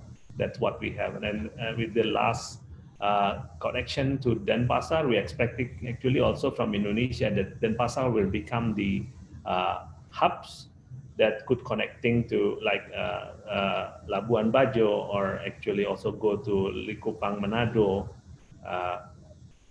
and from Jakarta going to Yogyakarta to see Borobudur, all these things. So this code sharing, I think will be also developed further, and I think from Garuda plan next year in 2021, we also expecting to have direct flight to Saigon and Hanoi. We are discussing and studying, evaluate this expansion because of we see the growth of interest of Vietnamese to go to visit Indonesia and vice versa. In the implementation of health protocol in all the in Garuda flight, Garuda is really concerning on health protocol to be implemented in all our fleet and all our operation. So we're starting with at the airport. I think we could see that on the passenger will experiencing a bit different process, because currently we are strict on like physical distancing. Of course, entering the airport there will be a thermal scan to scan passengers. All the document clearance, lounge adjustment. We are trying to not to have less touching point for passengers and our teams, and in this is actually to avoid the possible further COVID infection in all this process. And before and the flight also, I think we are preparing different type of services. The food is prepared differently, and our cabin sterilized frequently. After each flight, I think there is a cleaning of the cabins. That's become the standard right now. The baggage is also sterilized, and all the equipment, of course, is sterilized. In flight, I think right now also Garuda giving for some destination is some health kit, which is consisting of the mask and the hand sanitizer, just to protect everybody that's flying with Garuda. We also strictly implement the physical distancing in our domestic flights. You can see that in this picture, that we keep the middle seat empty. Although you can ask if you are family or with traveling with children, it could be given the permit to sit between in the middle seats. But for normal, everything is, I think the middle seat will be kept empty, and all our crew will using the mask along the journey, and also we are asking all the passengers to use their mask along the journey of the flight. And during this COVID, of course, one of the things that people actually still afraid to fly because not sure that during the flight it is safe for them. That's why Garuda currently put campaign with the wording of "Because You Matter" campaign, and we socialize all these protocol, all this experience of flying in our social media. And with this campaign, actually we are having quite good response also. Our flight actually increasing from May, which is I think the worst situation that come to Garuda, which only 30 flights, and currently we have around 200 flights per day, with the numbers of passengers of around 14,000 per day currently, mainly for the domestic market. Of course, for the international market, international passengers, we still, I think, need to have another agreement with each countries. But currently, Garuda is still flying to all the international cities. But of course, the frequency is not as many as before. We also have an initiative to have some of our aircraft painted with some mask in front of on the nose. I think we could show you also here some pictures with some different design on the mask that actually getting also positive attention from passengers. And I think this is also an initiative that get appreciated by a lot of people in the world. I think that's basically what we have with Garuda.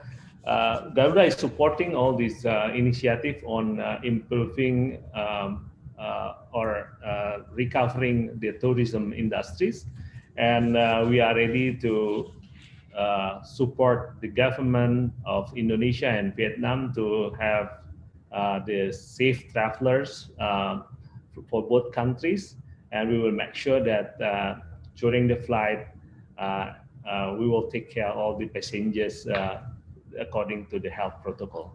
I think that's enough our presentation for today. Thank you very much. Thank you, Mr. Ade R. Susardi, the Director of Service Business Development and Information Technology from Garuda Airline.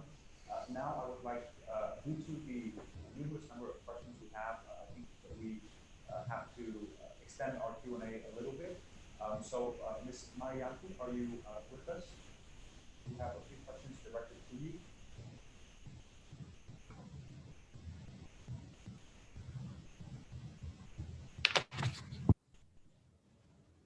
Ms. Marianti, Mary Marianti.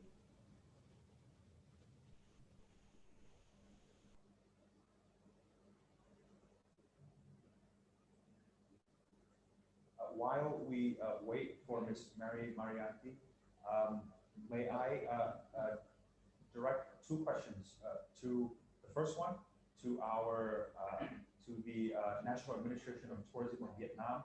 The first is, are there any plans to conduct a virtual sales mission between Denpasar and Vietnam? The second question is directed to our Ambassador, Excellency Phạm Vinh Quang. Are there any plans to open investment fairs in Denpasar, Bali? So for the first question, I would like to invite the Vietnamese Administration of Tourism. You have the floor.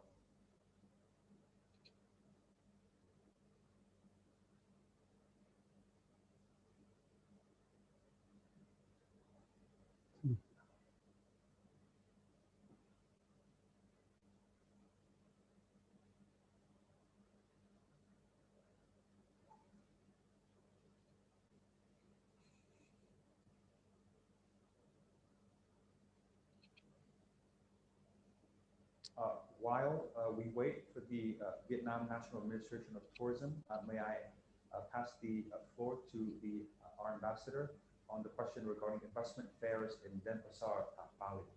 Mr. Ambassador. Yeah, thank you for the question about the investment fair in Bali or in Indonesia in general. I thank you for the question. It shows that you have interested in promoting trade, tourism, and investment in Indonesia and in Vietnam too. Of course, my short answer is there is a plan. And as you know that in order to carry out a fair, an investment fair or tourist promotion, we need to prepare for 1 year. So the Embassy of Vietnam here in Jakarta, we already had planned.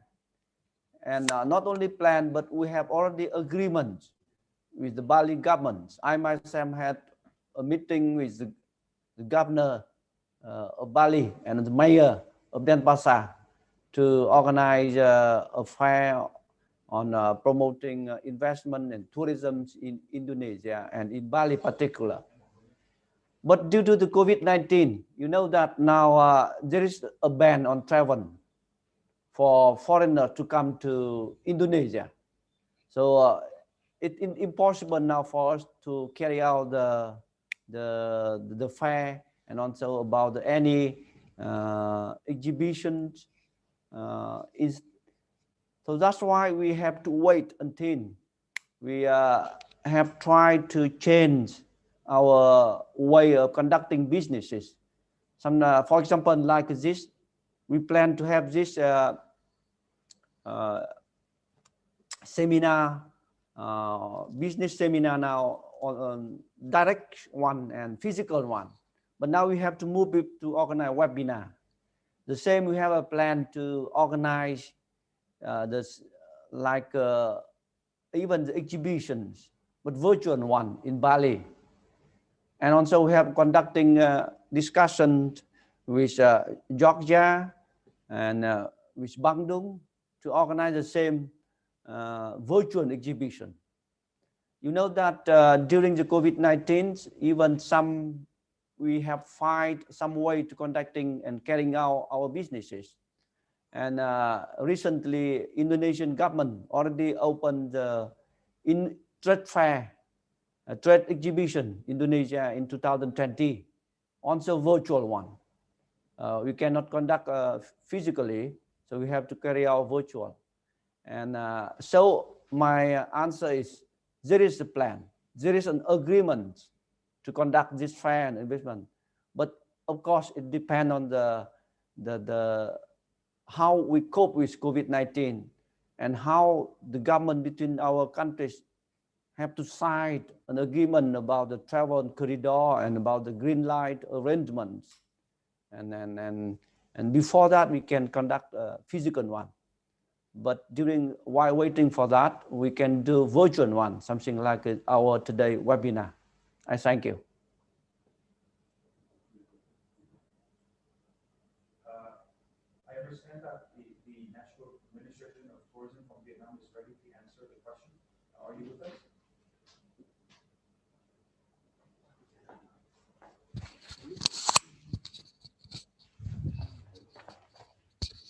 I understand that the National Administration of Tourism of Vietnam is available to answer the question posed by our audience. Are you with us?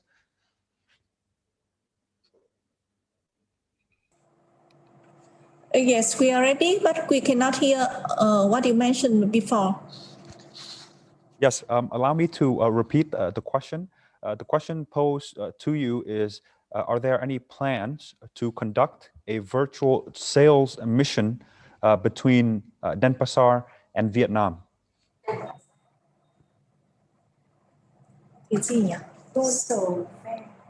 A virtual sales mission. Yes, thank you for your question.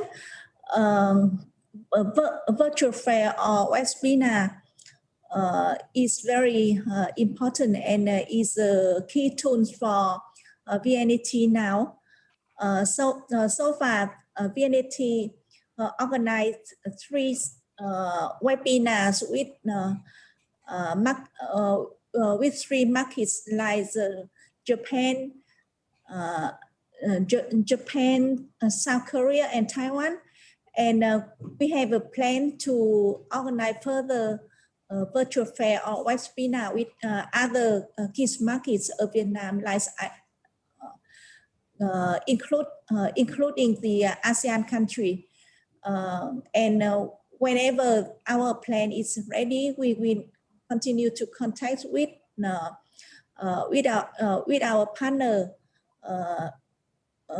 Indonesian Ministry of Tourism and Creatives, as well as we also would like to have a support from the Vietnamese embassies in Indonesia to continue organize further webinar on the tourism sector. Thank you. Thank you for your answer. I understand that from the Directorate of Foreign Trade of Indonesia, Mr. Leo is with us. Can you hear me ask the question, Mr. Leo?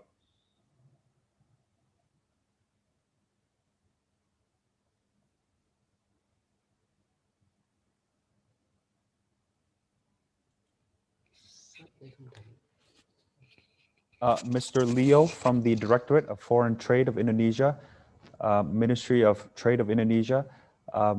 We have 3 questions. Are you available to answer these questions?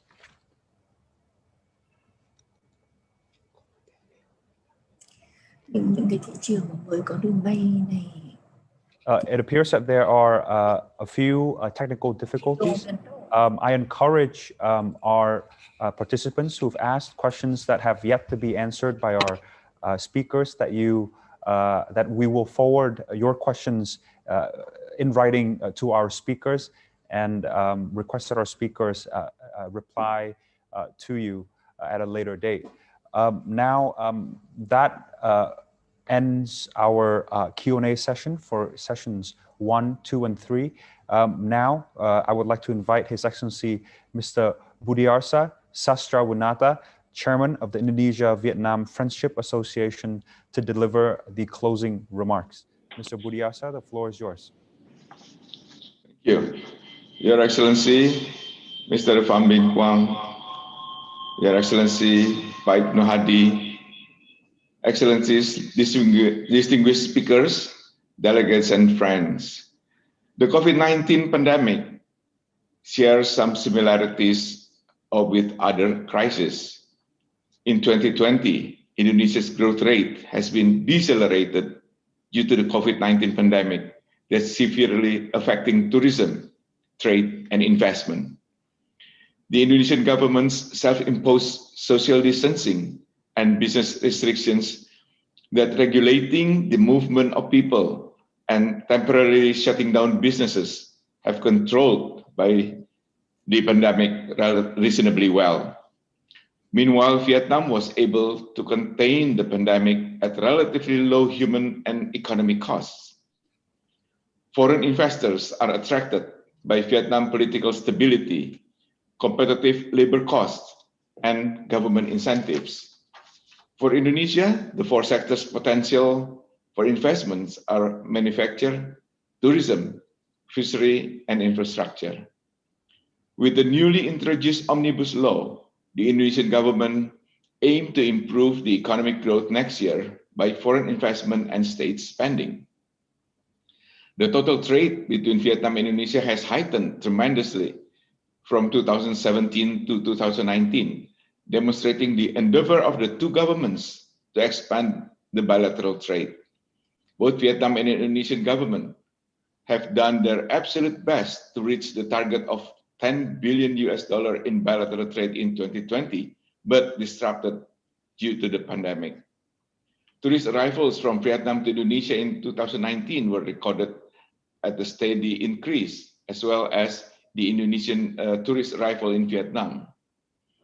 But in 2020, both countries experiencing a hard hit on their international arrivals due to COVID-19, and both governments still have some restriction about traveling abroad and regulate the entry to avoid the spread of the pandemic. With the spirit of ASEAN, we hope both countries can strengthen the cooperation for cross-border investment, trade, and tourism, to give more incentives to increase the investment and trade volume, and to gradually relax the restriction of traveling due to COVID-19 pandemic. IFA, the Indonesian Vietnam Friendship Association, was established by the Indonesian government in 2015, and IFA will play a significant role to strengthen the relationship between Vietnam and Indonesia by consolidating mutual understanding and exchange of information between the government and the people of Indonesia and Vietnam. Over the past few years, IFA has coordinated with Indonesian government, the Embassy of Vietnam in Indonesia, and its Vietnamese partners to hold numerous events that have contributed to promoting the connection, friendship, and cooperation between the two countries. We have received a lot of information from the sessions delivered by the amazing speakers today. Let's give our speakers our utmost appreciation for sharing relevant and important materials so that all of us can have a greater insights. And thank you all also to all parties who join us here to contribute and participate in this event. I strongly believe that what we have learned today will benefit us, improve both Vietnam and Indonesia's strategic partnership, traditional partnership, and reinforce our political relations. And I believe both Vietnam and Indonesia will be able to overcome this strenuous time during the COVID-19 pandemic together. Lastly, I would like to thank the Indonesian government and Vietnamese government for their support to this webinar. Thank you. Thank you, Pak. Thank you, Mr. Budiarsa, Chairman of the Indonesia-Vietnam Friendship Association. Now I pronounce the session 1, 2, and 3 adjourned. Now for the fourth section, for business matching, this section is for private enterprises that would like to meet with one another, like-minded audiences based on topics of interest. Our technical teams have set up the breakout rooms for all of you. If you look at your Zoom desktop, there is a tab in the bottom, middle bottom, that says breakout room. And we would like to request that you click on this breakout room button and choose the room that interests you. We have 3 rooms available. First, tourism, and second for doing business with Indonesia, and the third room is for doing business with Vietnam. For each of these breakout rooms, there will be a moderator that will help you guide through the process, and especially the part where after each delegate introduces themselves in these 3 breakout rooms, they will be separated into private meeting rooms where they could discuss issues of common interest. So I would like to ask that all of our delegates to select the breakout room that you have registered for. Thank you.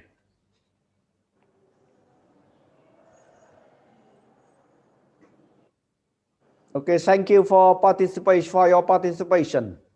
Thank you. Thank you, Pak Budiasra, and I show you Pak John. Yes. Thank Thank you. you. Thank you. Thank you, Pak Chandra. Thank you, Pak Ade. Thank you, Pak Ade. Pak Nazal, yes. Thank you. Cảm ơn anh Tuấn. Anh Trương Bá Tuấn. Vâng, cảm ơn đại sứ ạ. Thank you, Mr. Ambassador. Vâng, cảm ơn rồi kia. Thank you.